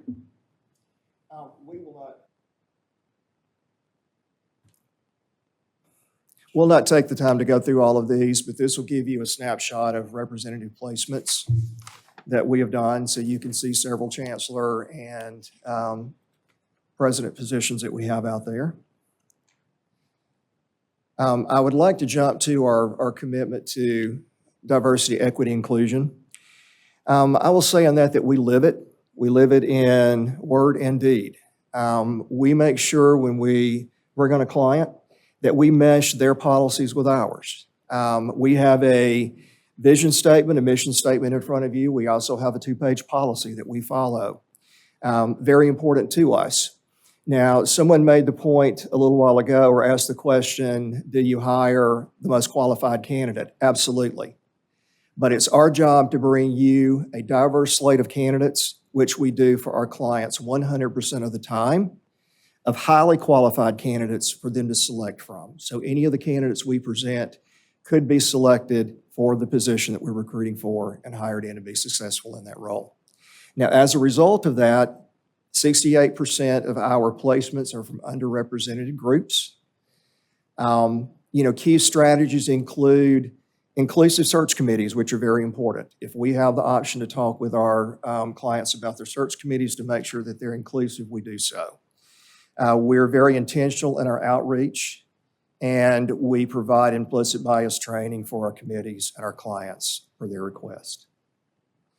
Now, this needed about 30 minutes to talk on, but I'll show you the iceberg analogy here. All I want you to think of here, just real quickly, is your CV, your job description. Those are the things that are above the water. What's below the water are those intrinsic traits, motivators, characteristics that if you don't get right, can sink your ship. So we help you identify those through a competency and behavioral approach to our interviewing. We provide tools that get at these under the water things.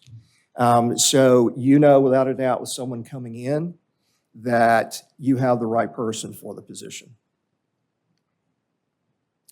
The proposed timeline, as we're running out of time here, with a timeline, I will say that our timeline follows what you've given us as far as what you're looking for. We are very familiar with the way things that work in Nevada, and we will follow that. You want to talk about our guarantee quickly? Yes. If you look at our search guarantee,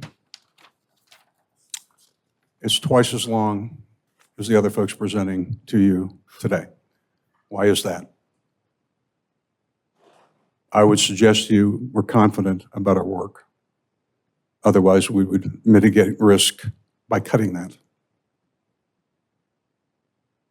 And these fees are pretty self-evident. There's our base.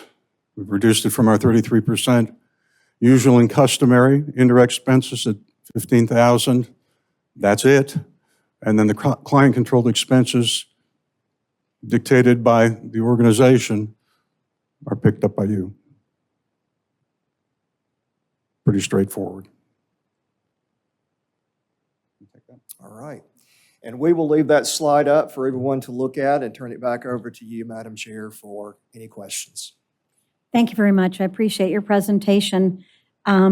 We will go to advisory committee in the room. Questions? Mr. Hernandez. Thank you. I am the chair of the Nevada Student Alliance and president of the student body at Nevada State University. I'd like to offer a similar line of questioning from the previous presentations. I'd like to ask you, how will you ensure candidates understand the unique needs of students, including underrepresented and non-traditional student groups? Glad you asked that because we didn't have time to talk about it. So I'm glad it came back up. In looking at the competency and behavioral-based interviewing approach, we're looking at past behaviors and how those predict future performance. We use that in all the tools for our evaluation of candidates, and we teach our, in this case, the search chair who will look at candidates first, and then transfer into the search committee and the tools that they will use as well. We look at situations or tasks that an individual has experienced, the action they took to address that situation or task, and what the results were. So specifically looking at, their DEI initiatives, we're looking at what have you done? What were the results? What actions did you take? Past behaviors predict future performance. If you use the competency behavioral approach to interviewing correctly, you can legitimately say, based on the way they answered the questions, that is the way that they will handle same or similar situations here. So we start out early in our process. The search prospectus certainly will identify that is a major initiative of the system. We have a tool that we use to evaluate what someone has done or start the process of talking about what they've done. Anybody can put anything in a CV that they want to, but the CV doesn't tell you at all how they've done anything that they've done. So this tool starts to tell that story of how they've done it. Then we move into a process of several interviews with our team where we validate that. And then in the interviews with the search chair, that will be one of the competency areas that will be included in that interview process. It always is for us. And then when the individual interviews with the search committee, that will be included in what the search committee evaluates. Then when we do the references on that individual, we will validate that what we have heard from day one through day X in all the interviews and all the communications with that candidate, that what they have said is really what has happened. So it's all validated towards the end of the process. And we do that with every competency that the board, the committee, helps us identify in the beginning that's important for this particular role. Thank you. Any other questions from the advisory committee in the room? I'm going to ask you if that can come down, then I can see the people that are not here. So thank you for that. How do I? There you go. Perfect. Okay. Thank you so much. Are there questions from the advisory committee online?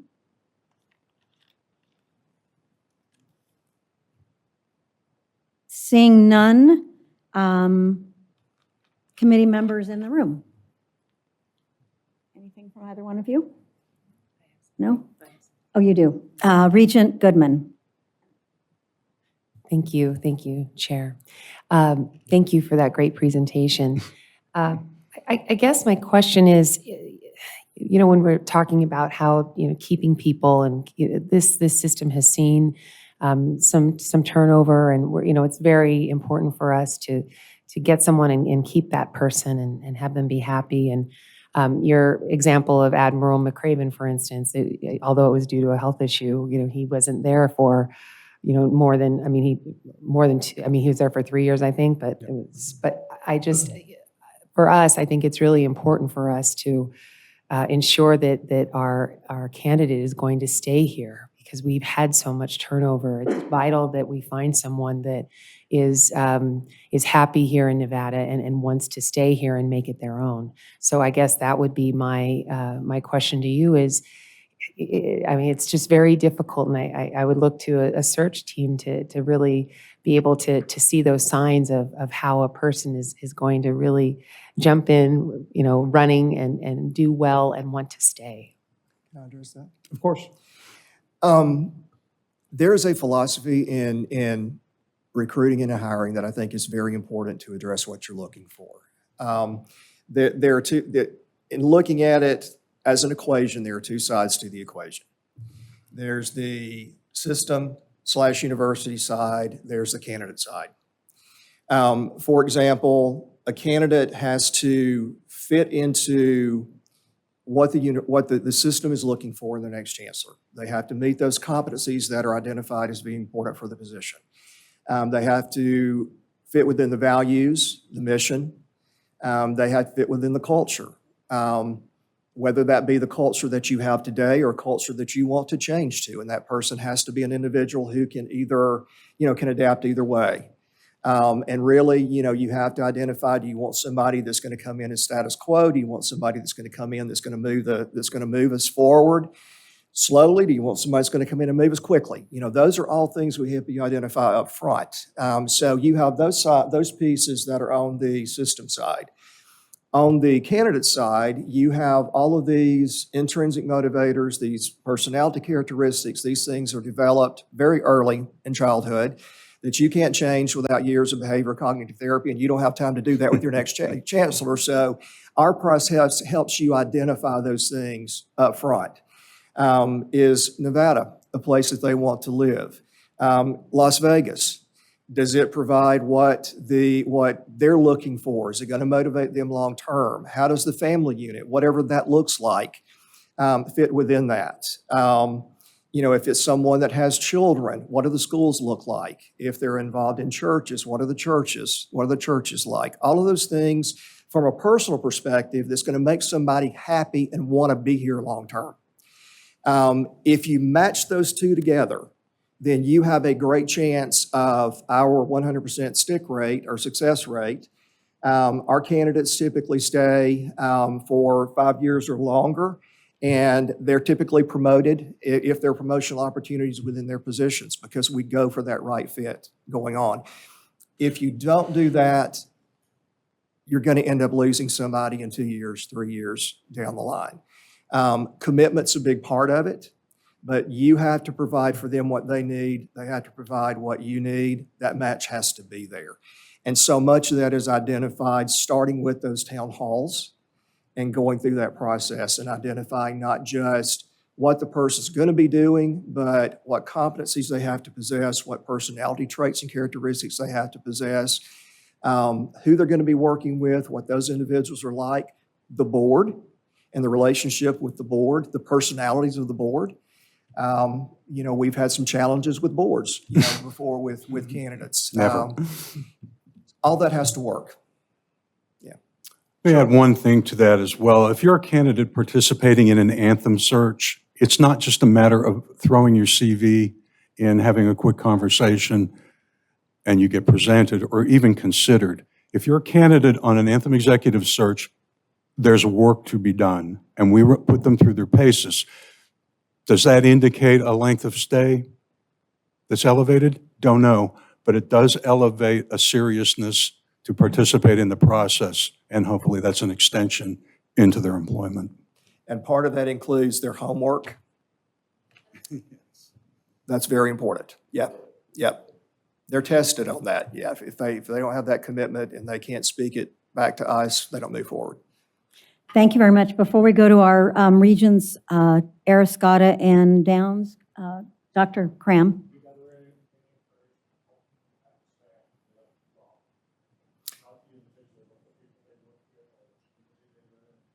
As far as when someone that we have placed leaves the job, what people that they worked for, their communities have said about them, we get very positive comments back from individuals. We do the references personally when someone is moving out. Would not be necessarily in this case, but we build relationships through that process as well too. So when we're placing someone, we're building relationships that we can pick up the phone and call and say, how did things go? Did we miss something? Did you miss something through the process? And what we repeatedly hear is, it was a greater opportunity. Or there's, sometimes there's a president that we placed 2-3 years ago, a new chancellor comes in, wants to shake things up, bring in their own team. They decide to move on. Yeah.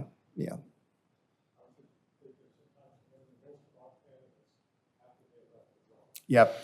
Well, while it's not statistically relevant, you do have Dr. Garzosa. You can basically look at what the reaction was to his departure. What legacy did he leave? What were the ripples in the water? Thank you very much. I'm going to go to Vice Chair Arascata or Regent Downs. Thank you, Madam Chair. As consistent with the other presenters, what is the total number of advertising locations you all seek? We will sit down with you and talk about advertising.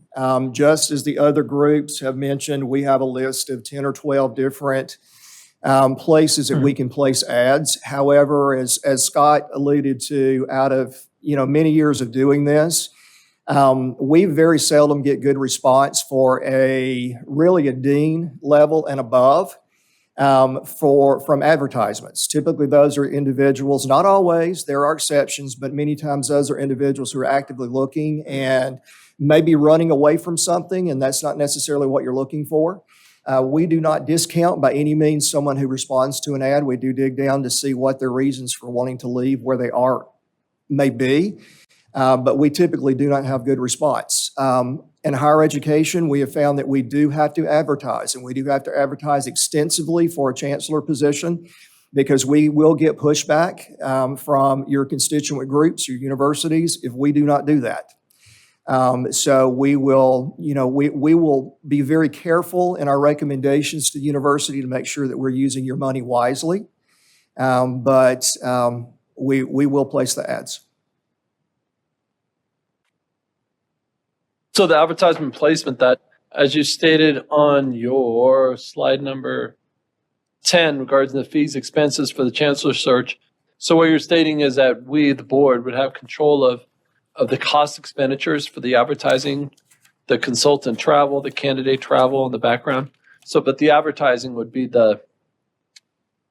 one of the first points we need to address. Yes. Yes, and what we would do is obtain the cost of the advertisements for you. All of these things, consultant travel, advertising, candidate travel, background screenings, we arrange for you, so your folks do not have to deal with all of that, even travel arrangements with candidates. We bill that back at cost for us. We do not upcharge that in any way. But we would present to you our recommendations for places to advertise and what the cost for each of those would be. Typically, within each of those places we would advertise, there are different levels. You can have a basic advertisement. You can have one where it goes out. It's a flag on the front page of their website. It might send it out by email to their members as well. We'll give you all of that breakdown, make our recommendation to you, and let you select. Thank you. Sure. Regent Downs, did you have anything? No, Chair. Thank you. I Okay. appreciate the opportunity. You're welcome. Thank you. Thank you both for your presentation. We appreciate your time, and just glad you could come here and give your presentation in person. Thanks so much. Thank you for the hospitality and the opportunity. You do Yes, have sir. a hand that's up. Oh, who is it? Sheila Caption? Oh. I don't know. I'm sorry, Gary. Oh, that's close. Do we have another question? Or? No, Okay. All right. Thank you. thank you so Yes, sir. much. Thank you for your presentation. Okay, we will go on to our final consultant. And we have Suzanne Tier from WittKieffer, and we look forward to hearing your presentation. No, you're good. Do what you need to.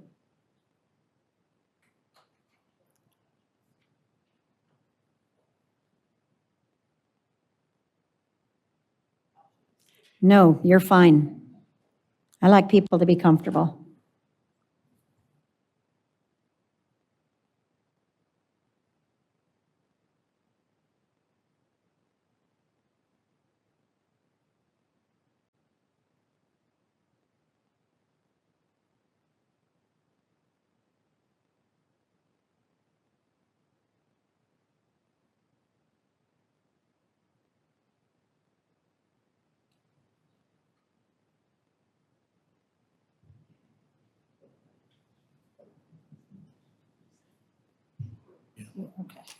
Okay, there you go. Is that close enough? And if it's not, I can always do it this way here. You, aren't you nice? Aren't you nice? Excellent.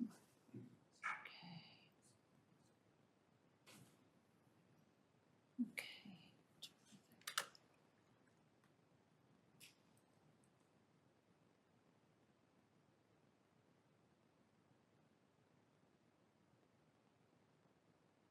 Okay, terrific. Now let's see if I can coordinate what's going on my laptop and what's going on up here. Okay, Terrific, you're wonderful. welcome to start. Great, thank you. Good afternoon, everyone. It is really a pleasure to be here. Thank you so much, Madam Chairwoman, and all of your colleagues, both in the room and via Zoom, for inviting me to join you today. I am the sole representative today here from WittKieffer. My colleague Zach Smith, who would be joining me on this endeavor, was unable to be here today. Today, but he sends his very best regards. We are really excited to be considered for this opportunity for what is an important role, not only for NSHE, of course, but also for the entire state of Nevada. And I too learned the hard way how to pronounce Nevada when I had the pleasure of working on the search for that led to the placement of Dr. Brian Sandoval, President Sandoval, when I mispronounced the word myself. So I have learned. So I will provide a little bit more on my background and my colleague Zach Smith's background in just a moment. But before we go there, I would like to tell you a little bit about WittKieffer, for those of you who may not be familiar with our firm.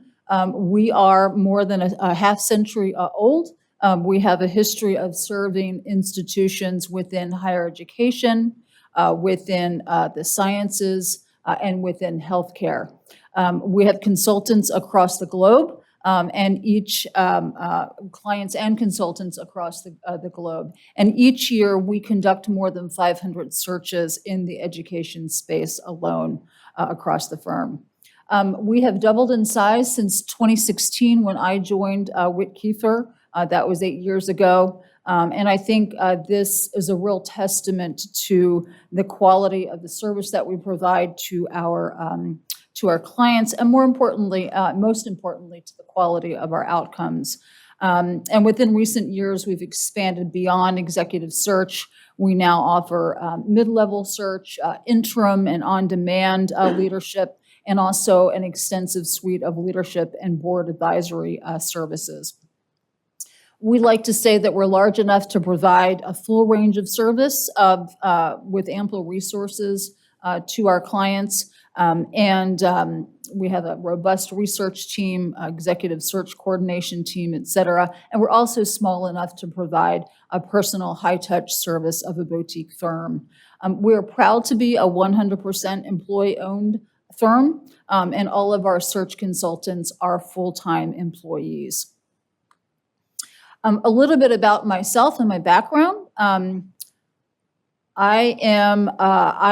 Suzanne Tier, and I'm a senior partner with the firm. In addition to being a senior partner, I'm also a member of our firm's board of directors. So I appreciate all the work and the time and effort that all of you are putting in your board service. I joined WittKieffer in 2016 after 27 years as a fundraising professional. 23 of those years in higher education, and 20 of those years at the University of California at 2 of their campuses.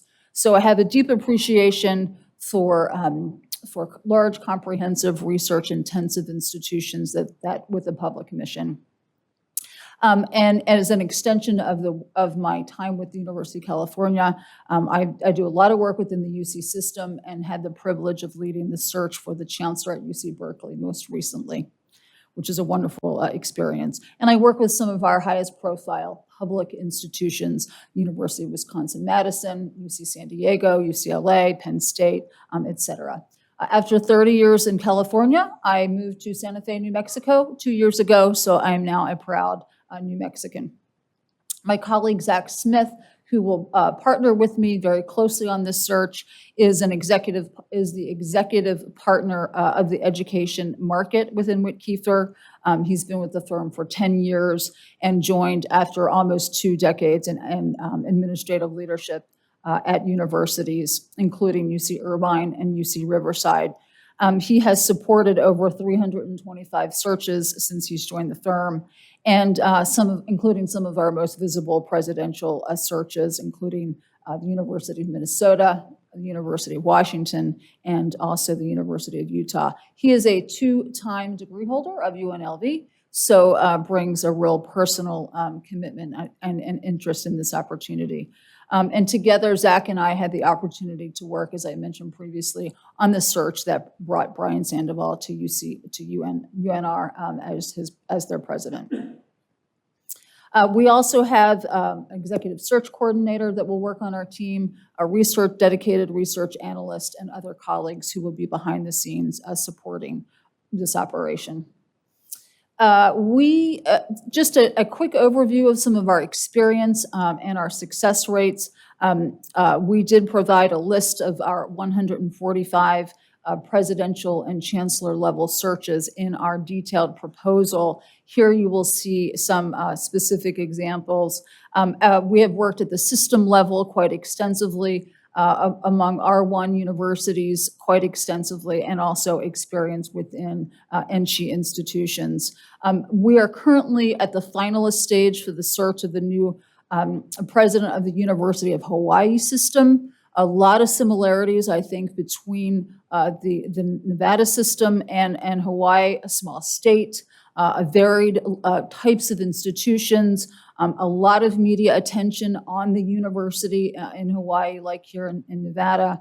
Some political dynamics that are relevant and important for the chancellor or president to manage, a strong emphasis on tourism, a strong emphasis on community relations. So a lot of similarities between what we're seeing in the Hawaii search that we might expect to see here as well.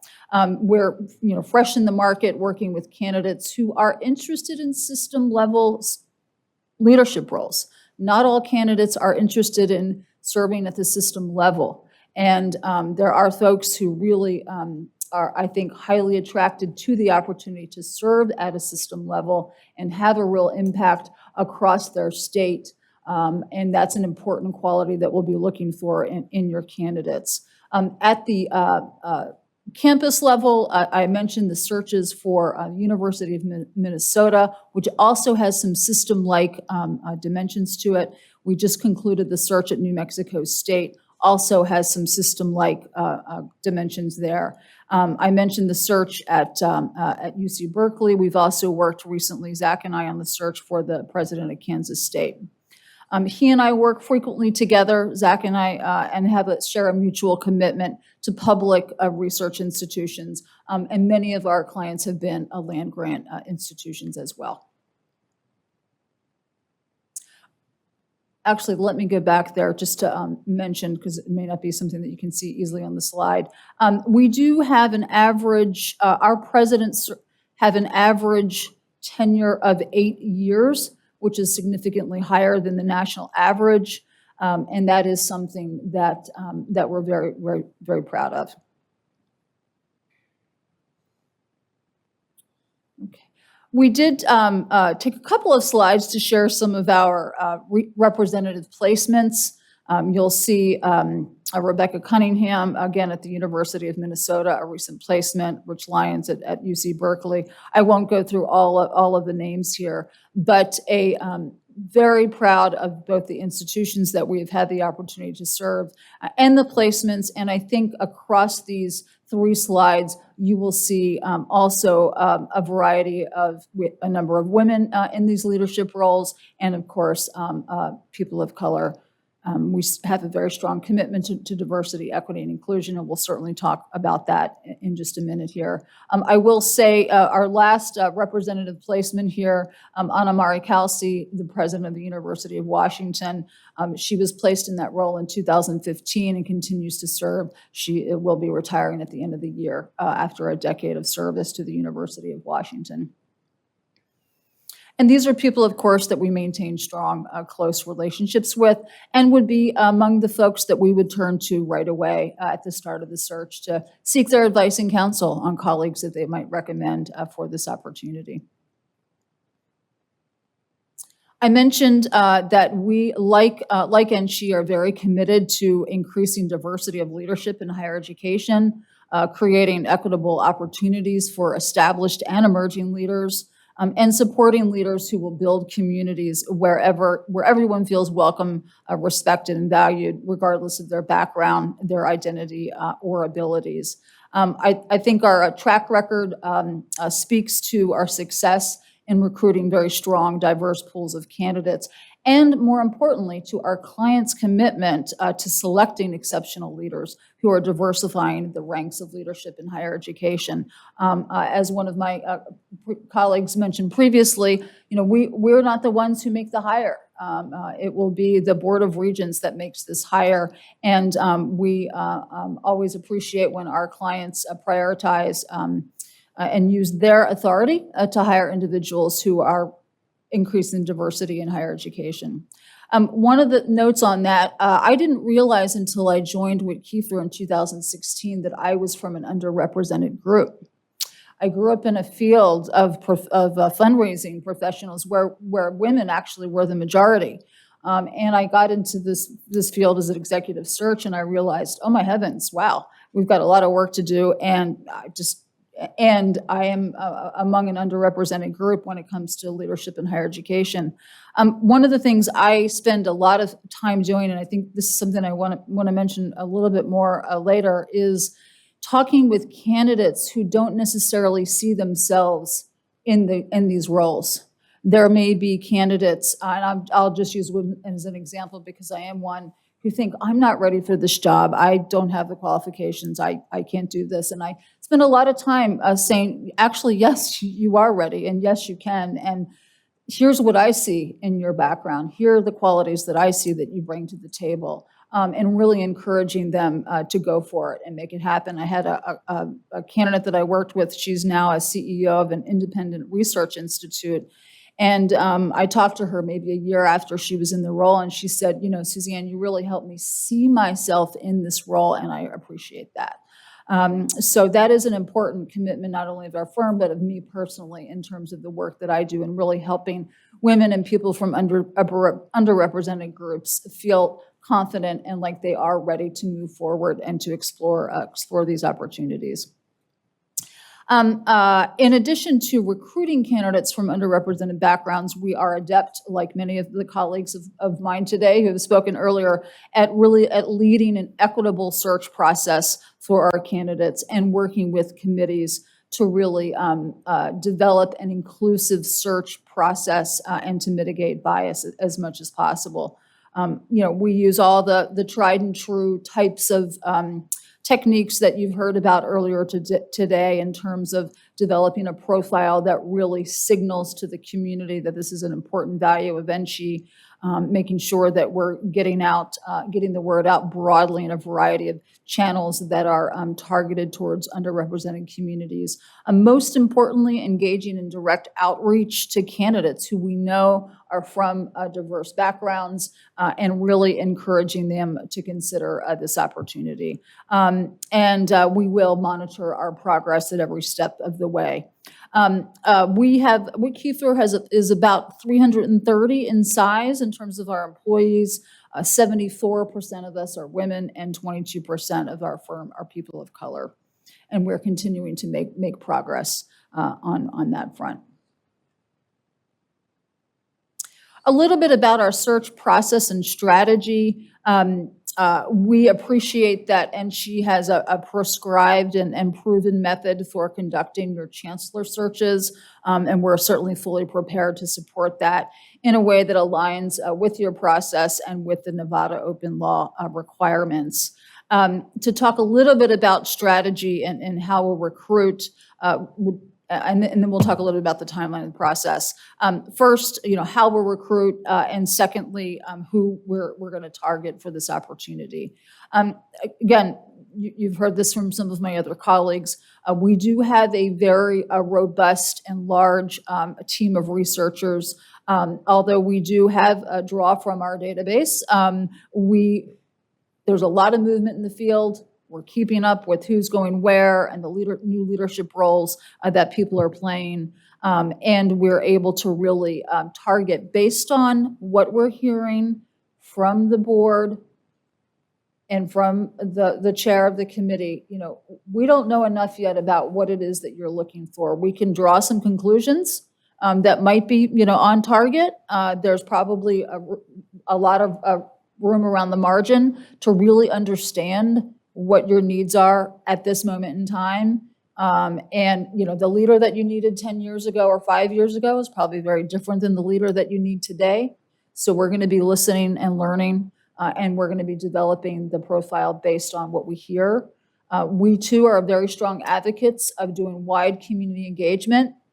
And I think we also want to listen very carefully to the board, and if there are any disconnects or opportunities to make sure that those needs are aligned, then we want to take care of that certainly at the front end of the process. So it's real. When working on the Hawaii search, what was really important to that committee and community was that there would be strong representation of individuals from Hawaii or with significant roots in Hawaii, given the nature of their culture, their indigenous populations, the commitment to the Native Hawaiians, both on behalf of the on behalf of the university. So that was really important. So we had to really we worked with our research team to identify folks who had spent considerable time in Hawaii, were from Hawaii, and also had the other credentials that the university was looking for. You've heard a lot of conversation about nominations today. They're really important. I'm working on a search for a president of a plant science center. I have never done a search in this space before. I don't really know much about plant science. I don't really need to, but we have such a great network of leaders in scientific communities from work that we've done that I'm able to easily reach out to 25, 30 people and to get the very best plant scientists in the world on the list so that we can then reach out and engage them. And that's proven to be very effective. And that strategy of that personal outreach, that the personal networks that Zach and I and all of our colleagues bring, we would employ on behalf of NSHE. I agree wholeheartedly with some of the previous comments you've heard today. Advertising is important, but it's really going to be that one-on-one engagement and outreach to specific candidates that's going to make the difference in terms of your recruitment. We are going to advertise. Of course, I'm sure it's a requirement for NSHE to do that, but it's those relationships that we have with our clients and our candidates that we've built over time that are going to be most important. I am moving on to our who we would target. Just very, very briefly here. Of course, we're going to look at system leaders across the nation, current and former. We're going to look at campus leaders. One thing that we saw from the Hawaii search is we had a lot of interest from provosts, for example, for some sitting presidents and deans. So a lot of campus leaders with an interest in moving into that system level role. We're certainly going to look very closely at leaders within Nevada and current and previous leaders. We know how important it is to understand the culture of the state, the dynamics of the state, and that could be really a really important factor in terms of evaluating your candidates. And we're also gonna talk with you about your openness to non-traditional candidates. And if that is something of interest to the board, we certainly see a number of candidates, and you've heard about some today, who have come from non-traditional pathways to assume their roles. And have been quite successful in that endeavor. So that is something that we're curious about. The proposed timeline, again, this is, and I'm sure you, as the number fourth person up today, you've there's not a whole lot of new dynamics here to add. We are prepared. We are aware of the timeline as outlined in the RFP and are certainly prepared to meet that timeline. In terms of the planning and preparation work, again, the profile, the community engagement. I am curious about what the past protocol has been around engaging your campuses and what that looks like for NSHE in a chancellor search. That's a question mark for us, but it does feel, especially given some of the questions about the longevity question, the more in-depth work we can do at the front end, I think the better off that will be at the back end, especially that conversation with the board and really understanding what you're looking for and the commitment that the board is prepared to make to ensure the success of your next chancellor. Our recruitment and due diligence, that is probably one of the most important part of the search in terms of really getting out there widely and deeply across the market, getting to know your candidates exceptionally well, evaluating them, both our evaluations and the chair's evaluations, and of course, and then getting prepared to move on to the search committee. As part of that due diligence, we do thorough media checks, verify employment and educational credentials, and we'll begin referencing once finalists are identified. Zach and I will conduct that referencing. We will be bringing an associate to join our team, and they will be involved in that referencing as well. That is all work that we will do as a team. The decision and appointment, we have having been involved in a presidential search with NSHE. We're familiar with the open forums that you conduct. We are also have been in person meeting with the search committee and the board around presenting the candidates and have experience with that process.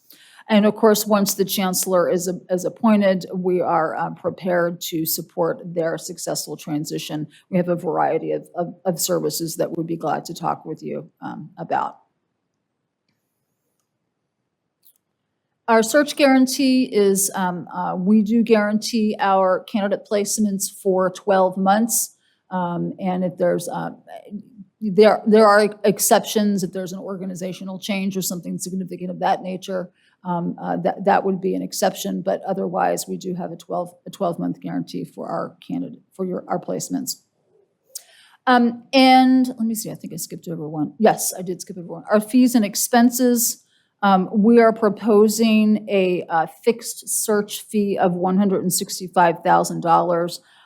That does include consultant travel and our administrative fee. So that, and then on top of that would be any out-of-pocket expenses or direct expenses. So that includes advertising, candidate travel, and our employment verifications and things of that nature. We do have optional assessments that are available should you decide that you want to conduct a leadership assessment. And I don't know historically whether that's been something that the board has utilized in the past. I worked on I'm a major proponent of leadership assessments, and I think this does help us provide another dimension in understanding the candidate related to some of the conversations that we've had today about emotional intelligence and sort of the soft skills that they bring to the table. I think it can be really helpful. I worked on a presidential search recently, and we had conducted a leadership assessments on the finalists. There was I wouldn't say a red flag, but maybe a yellow flag that was raised in one of the assessments. This particular candidate in the final phase of the search, which can be very stressful for candidates. They're one of the last couple of candidates. They really want the job. The decision hasn't been made yet. That's stressful. They've put their heart and soul into this. A lot is riding on this. And this person didn't handle the stress well and began to exhibit some unusual behaviors. And the board chair said to me, Suzanne, that came up in the assessment. We saw that. And it was really remarkable. So would really encourage you to think about assessments, especially given the importance of this appointment and the longevity question that we've been talking about. To wrap up, I want to talk about three reasons why we think would be terrific partners with you on this search. The first one is our experience. We've worked at the system level across many systems. We have worked at the campus level and, of course, worked here within NSHE. The second is we have, I think one of the things that distinguishes us in the market is that we build long-term trust-based relationships with our candidates. And this is going to be a difficult search. I think let's just put it out there. You've got a lot of media about the turnover in the past couple of years, some of the dynamics with the board, and I think I think folks are going to want reassurance. If you're going to get a candidate that's going to be here for the next 5 years or more, they're going to want reassurance that they can be successful. The first conversation they're going to have is with us. And I'm not going to lie to people that I have developed relationships and who have come to trust me. And frankly, whether it's somebody that I've talked to 5 times before or 20 times, or even just the first conversation, you know, our reputation is at stake. Your reputation is at stake. We represent NSHE with the candidates that we're going to be engaging with. We need to have open, honest, transparent conversations. That's what our candidates have come to expect from us, and that's what we need to provide. So that's going to mean we need to be well positioned to represent NSHE when we are in conversation with your candidates. So our candidates trust us. We treat them with respect, and we think that that is a very much a value add for NSHE. Thirdly, we're going to be candid, and we're going to be your partners through thick and thin, and your trusted advisors. We're as committed to being as successful in this endeavor as you are. As some of my colleagues say, if you've done one search, you've done one search. Every search is unique. It's going to have its twists and turns, and we're going to be there with you, all the way, helping to navigate those twists and turns and ensuring that you have a really successful outcome, not only at the time of the appointment, but 5 years later, we can all celebrate a great tenure and great success of your next chancellor. So that's the kind of relationship that we're looking for as your partners. That's when we get the most excited, when we are true partners and can roll up our sleeves and do the work together. And that we can have those transparent, honest conversations with candidates and represent NSHE exceptionally well. So I'm going to close there and would be glad to take any questions from the group. Thank you. Thank you so much for your presentation. It is greatly appreciated. I'm going to stay with the same format. Advisory committee in the room. Mr. Hernandez. Thank you. Or Chair Hernandez. Thank you. I like that. Thank you for your presentation. In line with and being consistent with my previous questions to the previous presenters, I'd like to ask, of course, that NSHE is very diverse. We have a broad population of students, and I think we need a chancellor that not only understands the unique challenges students face, but also actively supports inclusivity. How will you ensure candidates understand the unique needs of students, including underrepresented and non-traditional student groups? Thanks for the question. I think, first of all, we would really need to understand what those needs are at a pretty detailed level.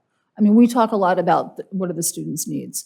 We would love to understand specifically, have some real life examples of where things are working really well, that the students are happy about and feeling that they're getting the support that they need, and where are there gaps that need to be filled.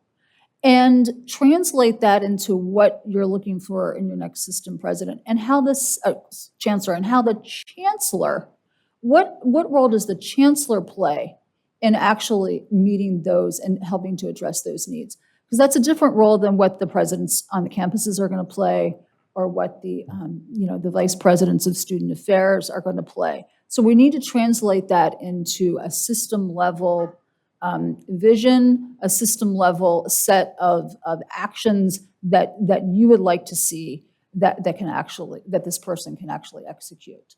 So that's the first thing, is really understanding at a detailed level and putting it in the framework of system leadership. You've heard about making sure that's reflected in the profile and the interview process, the questions that are asked, et cetera, referencing, making sure that we talk to folks who know these candidates well and will understand their commitment to students. And then I think a lot of, you're going to carry a lot of responsibility on your shoulders in helping to evaluate the candidates and making sure that you're satisfied with, as a representative of the students, that you're satisfied with both with the track record that you see in terms of their backgrounds and their interactions with you, and interactions in the open forums. Those open forums are really important. Students are going to participate. They're going to have a way to provide feedback through online surveys. And so activating your colleagues to make sure that their voice is heard is going to be really important as well. Thank you. I'd like to offer just a follow-up really quickly, Madam Chair. Sure, go ahead. Thank you. In your last point on open forums and student engagement, I'd love to learn a little bit more about how that looks like. Of course, you mentioned surveys. I guess it's kind of in line with Dr. Weekly's question on is there in-person participation with students with these forums and participation with students? That's a good question. I'm seeing Carrie nodding. So yes, students will be invited to the open forums.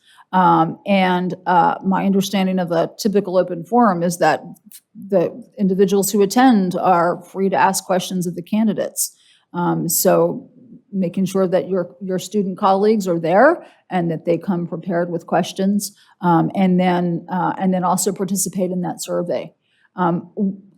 That's going to be really important. So it does look like there is an opportunity for in-person participation from students and that their voices will be heard in the feedback.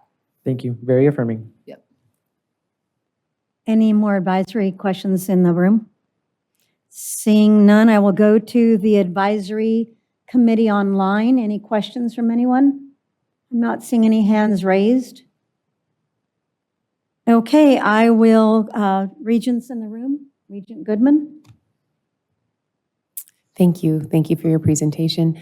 I just wanted to know who some of the other placements were within our state. I saw you said President Sandoval, but there were 3 other institutions that were up on the logos there. I just wanted to know who else. Great question. I am going to pull up our proposal because I do not have that at my fingertips. Let me take a look here.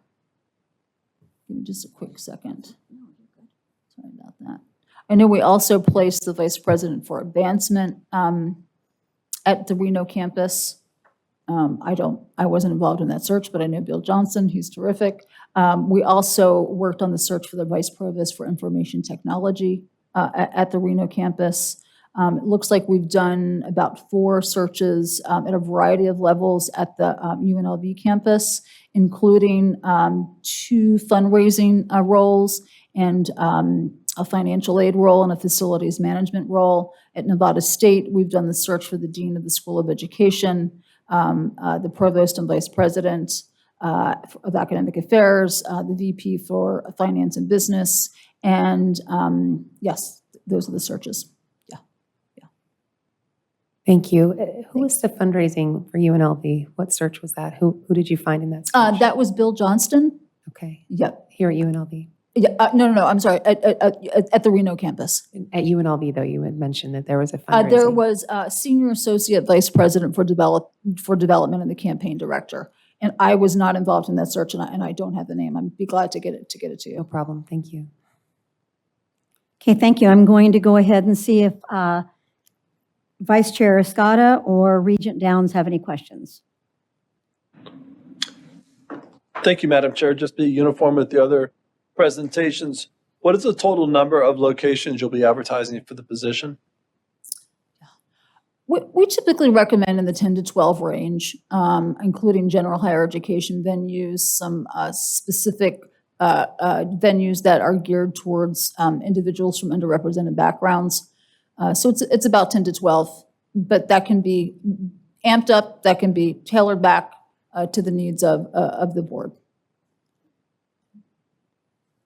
Thank you. And I do have one other question.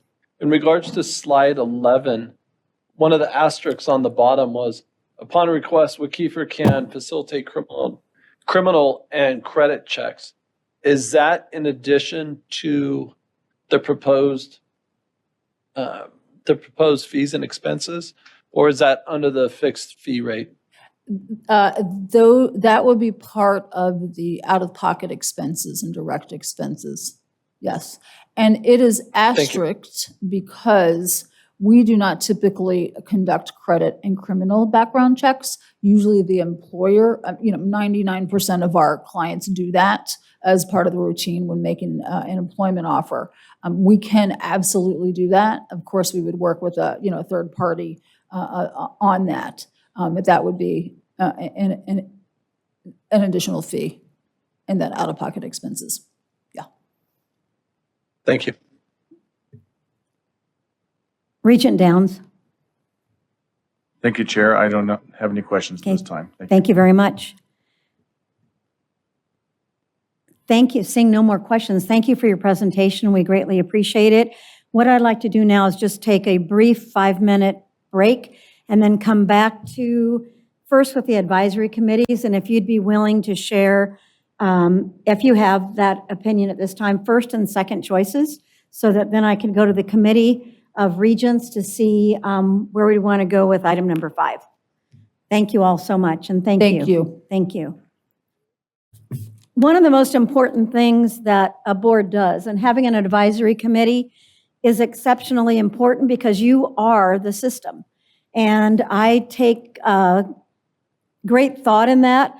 So my deepest gratitude to advisory committee. Your input is important, and the regents equally as such. But I know that some of you are on the ground every day in the classroom, in your leadership positions. So I'm going to start to my right.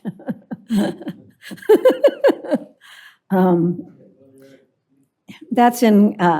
So if you don't mind, your thoughts on our selection process and what we want to do. And I don't have to read that, right? They all know why they're here. Go ahead.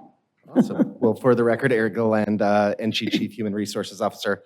I was impressed by all the presentations and appreciate the time they spent.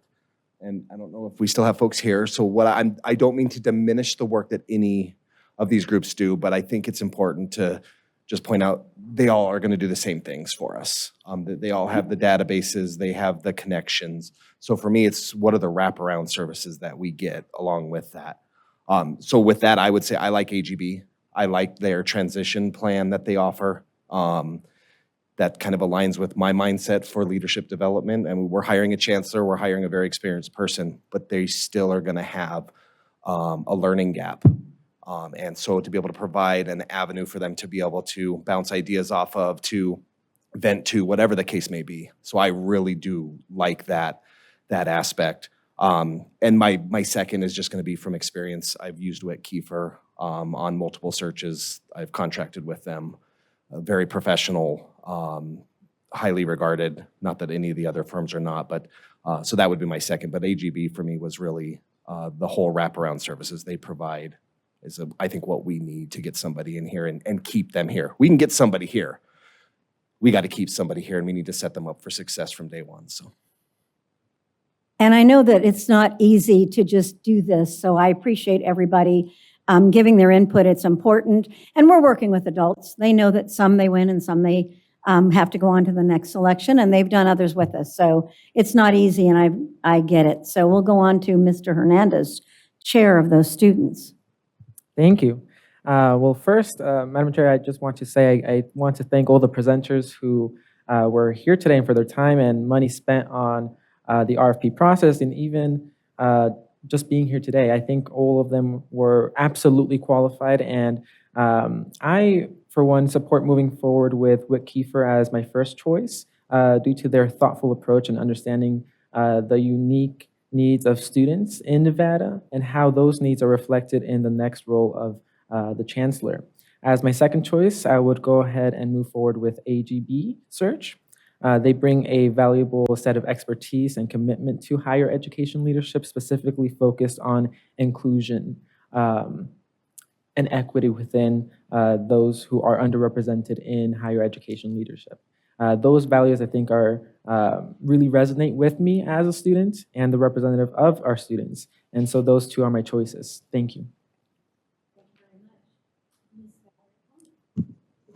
So my first choice will be WittKieffer, and my second choice would be Greenwood Asher and Associates. I think they have lots of experience with Chancellor searches, so that's why I picked those two, and I think they all did a good job. Thank you so much. I appreciate that. Dr. Cram. I agree with everybody else. I think WittKieffer is significantly better than the other groups we saw. I was impressed with what they said. Kind of had a tie for second. I thought AGB was very interesting. And they seem newer into the field, but I thought they had some good things to say. And I also liked Anthem. Anthem was a little slick in their presentation, but that doesn't disguise the fact that they've had significant importance in the nation. They've done a number of things with big groups and numerous universities. Thank you so much. I'm going to go over here. And what's nice is that as your acting position, that this will not be your boss, but you'll be able to give some input, probably being very comfortable.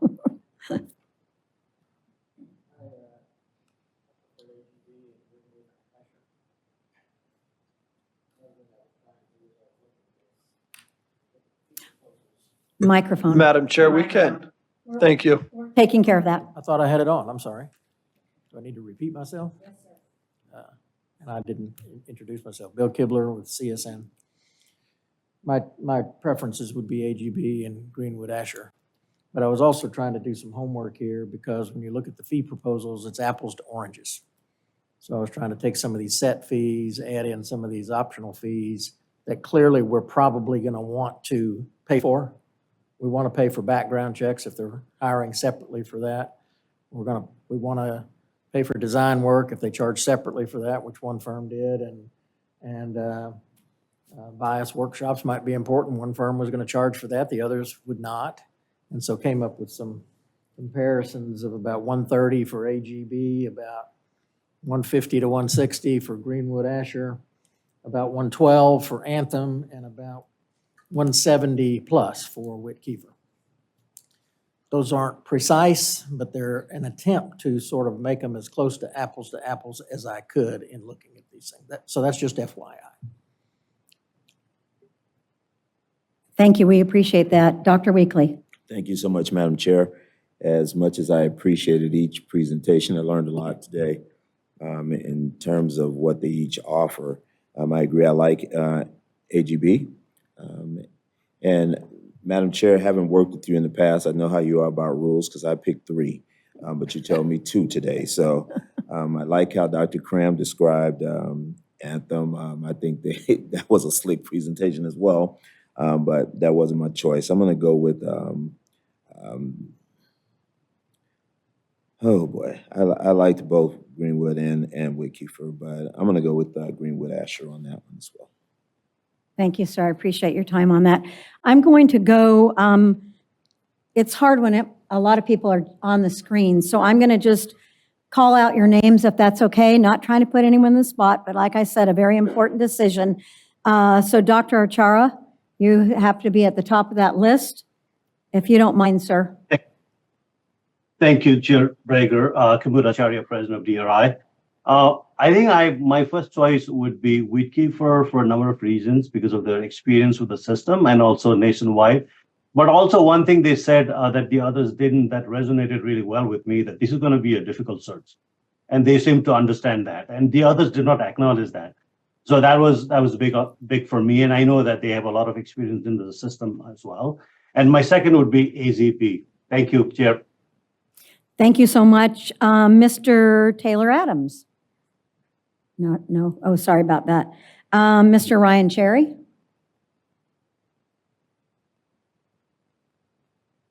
Thank you, Regent Brager. Hey, I want to share the previous comments that I really appreciate the fact that WittKieffer took the time to acknowledge that we're working in a difficult environment here. And in my workings with the interim Chancellor. It extends beyond the reach of the Board of Regents into the work at the legislature, into the work through the executive branch agencies that we all interact with. So I really did appreciate that. I certainly respect the context of the different pricing on the projects, but my first choice would be WittKieffer and my second would be AGB as a result of all those. Thank you so much. I would go to Dr. Amber Denali. Good afternoon, Dr. Amber Denali for the record, president at Great Basin College. I hope we're just unfortunately starting a trend here because I wrote the same things. My comments are similar to the previous two speakers. I really liked WittKieffer. I like the fact that they look for a unique candidate. I also feel like this is going to be a difficult search, which was also my rationale. I felt like they really addressed that. And then my other one would be AGB, and that would be related to the fact that they did speak towards the support process and look for a leader that can manage a large system. So those were my two picks. Thank you so much. I appreciate that. Superintendent Ebert. Is she there still? No. I can go to Miss Helen Hariff.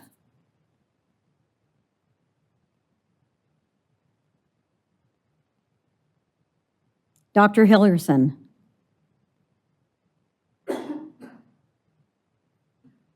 Not there. How about Dr. Jane Nichols? Hello, I assume you can hear me, and I'm just want to say it's an honor to be on this committee, and it brings back many memories. I've worked with AGB for 30 years at least, and they do a good job and they're wonderful. But I guess I was more impressed with Anthem and WittKieffer, who gave us less of this is what we do for everyone and more of this is what we do for you, who seem to have researched our situation and to understand the difficult search that this is going to be. So my first choice would be WittKieffer and my second would be Anthem. Thank you very much. Let's go to Dr. Pollard. Good afternoon, Madam Chair and members of the board and the committee. Just a couple observations I'd make. One is that I've had the privilege of working with 3 of these search firms, 2 that hired or placed me with boards, that being Greenwood Asher and with my previous employer. And then the second would have been AGB that placed me with this system. And then I also have had the privilege of hiring WittKieffer twice to work at Nevada State, 3 times, to hire to do searches for me there. So I have a deep affinity and knowledge of all 3. And I'd like to echo Eric's comments early on. They will all produce very similar responsibilities. With that, I have no understanding or background in Anthem, and I did find their presentation to be, I don't know the word, I think someone said slick. I thought it was quite interesting. So I'll leave it with that comment. What I will say, though, is that all 3 of the others will probably provide you with very similar insights and perspectives about the work. The one thing that I was listening for is to hear if any of them demonstrated an awareness of those 3, of the nuances of the system. As Dr. Kamud said, this is going to be a very difficult search for lots of different reasons, but also that you have 4 different types of institutions that are composed of the system. And unfortunately, in some of the presentations, I only heard them speak directly to just the R1s. You have a very robust community college system of 4 institutions, and then also a state university. So I was very struck by that apparent bias to a certain extent. I think it's important work that's done there, but the system is very comprehensive. So if I had to draw I would probably say AGB would be first, and I would say Greenwood Asher and WittKieffer would be tied. So I apologize, Madam Chair. I'm probably not following good directions, though, but thank you. Thank you very much. I appreciate that. Mr. Sanchez? He's still there. President Sandoval?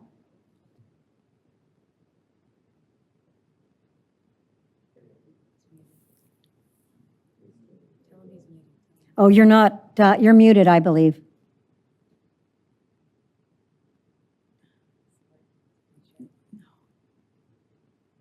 Okay, President Sandoval, we're not able to hear you. Is that your way out of voting? No.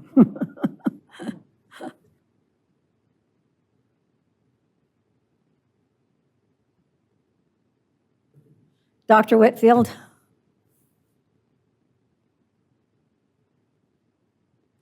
Guess not there. Mr. Wixom? Good afternoon, Chair. Thank you. Michael Wixom for the record.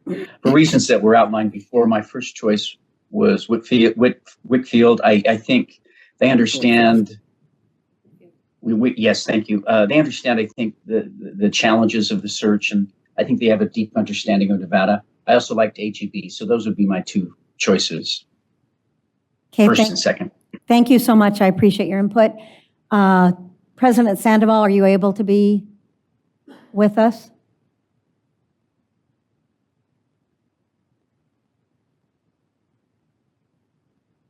You're not. Is there anyone that I called on that did not be able to respond at that time that would like to?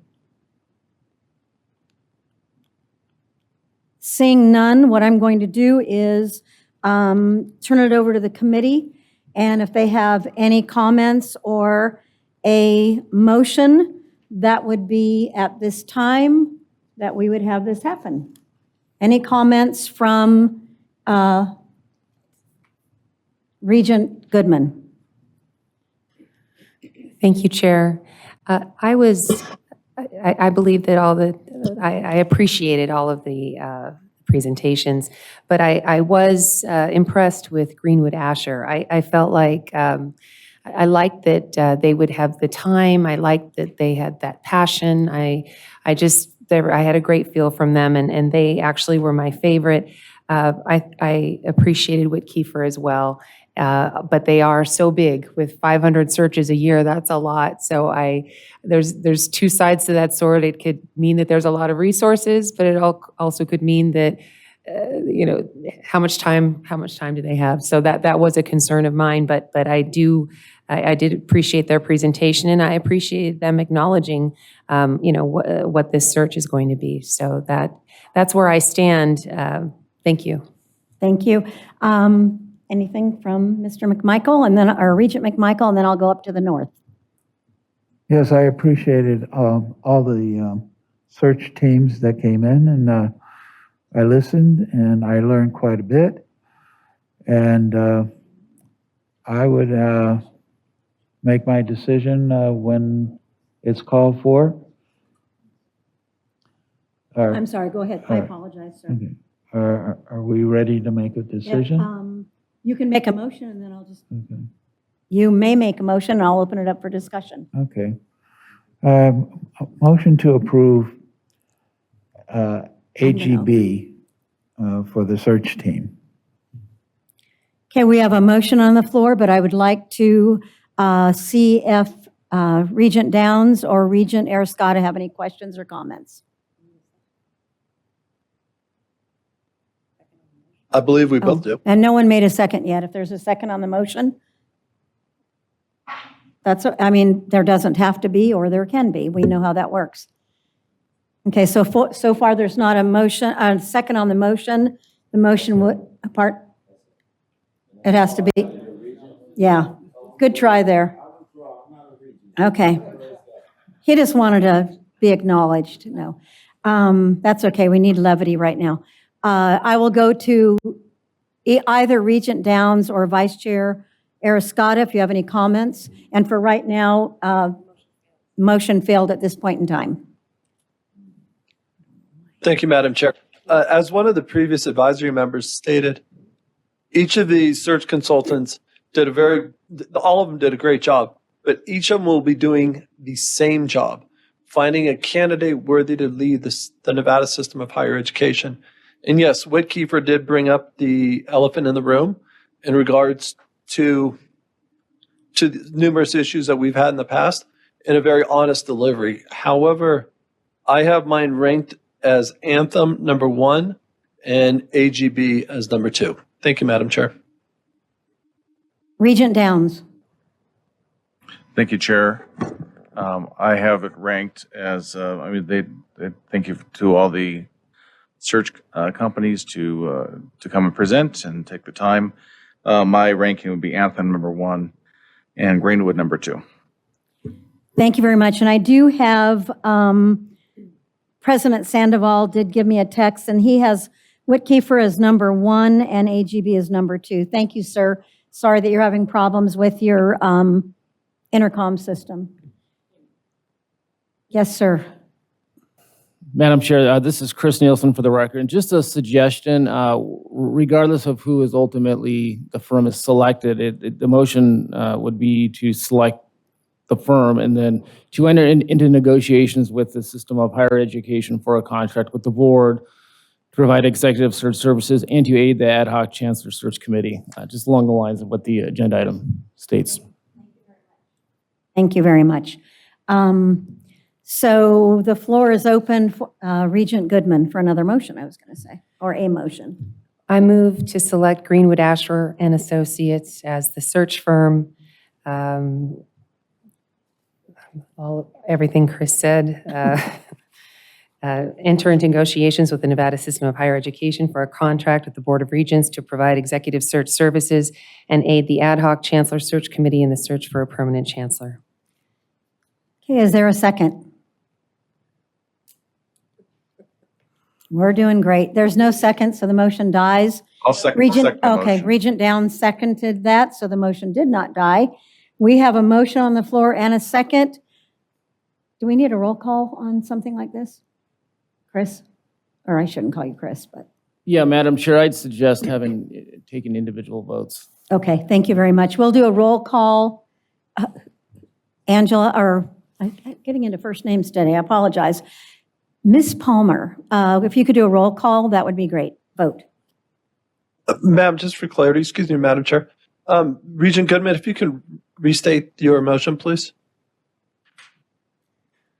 Absolutely, Regent Arascata. I move to select the firm Greenwood Asher and Associates to enter into negotiations with the Nevada System of Higher Education for a contract with the Board of Regents to provide executive search services and aid the ad hoc Chancellor search committee in the search for a permanent chancellor. And there was a second by Regent Downs. Are you good, Mr. or Regent Arascata? Okay. I am, Ms. Brager. Thank you. Okay. We will now have a roll call vote. Can't do it. Chair Brager, I'll do yes. Vice Chair Arascata, No. Regent Downs, Yes. Regent Goodman, Yes. Regent McMichael, No. The motion passes. Okay. What I would like to do now is thank you to all those that gave presentations. Do recognize that it's a hard decision when we sit here listening to people, reading your applications. It's greatly, like I said, it is appreciated. I'm going to say that again. We will be having more searches in the future here, and we look forward to people applying and knowing that there's an opportunity within our system. I would like to thank the advisory panel at our board at this time. There will be more work that we will do. Right now, we would be going into new business and public comments. You're welcome to stay or not stay. I think Eric's picking his stuff up to leave. No. Have to pick on somebody. But I seriously, with exceptional gratitude, I really thank each and every one of you. It's a long day. This is an important decision. And so that's where we're at. You're welcome to sit here through new business if there is any, and public comment, or you're welcome to get on with your late afternoon, and then we'll give you a good notice on the next meeting, which will be priorities and where we're going with whoever we want to be the chancellor. Thank you to each one. Okay, new business. Does anyone on the board, on the committee, excuse me, have any new business at this time? Quiet group today. Hearing none, we will go to public comments. I will start with here in Las Vegas. Anyone have any public comments? Yes. Yes, sir, go ahead. Regent McMichael, MCMICHAEL. I personally wish to thank each one of the search teams that made such an effort to participate in this process to see who would win out. And I'm most appreciative of each individual that also spoke.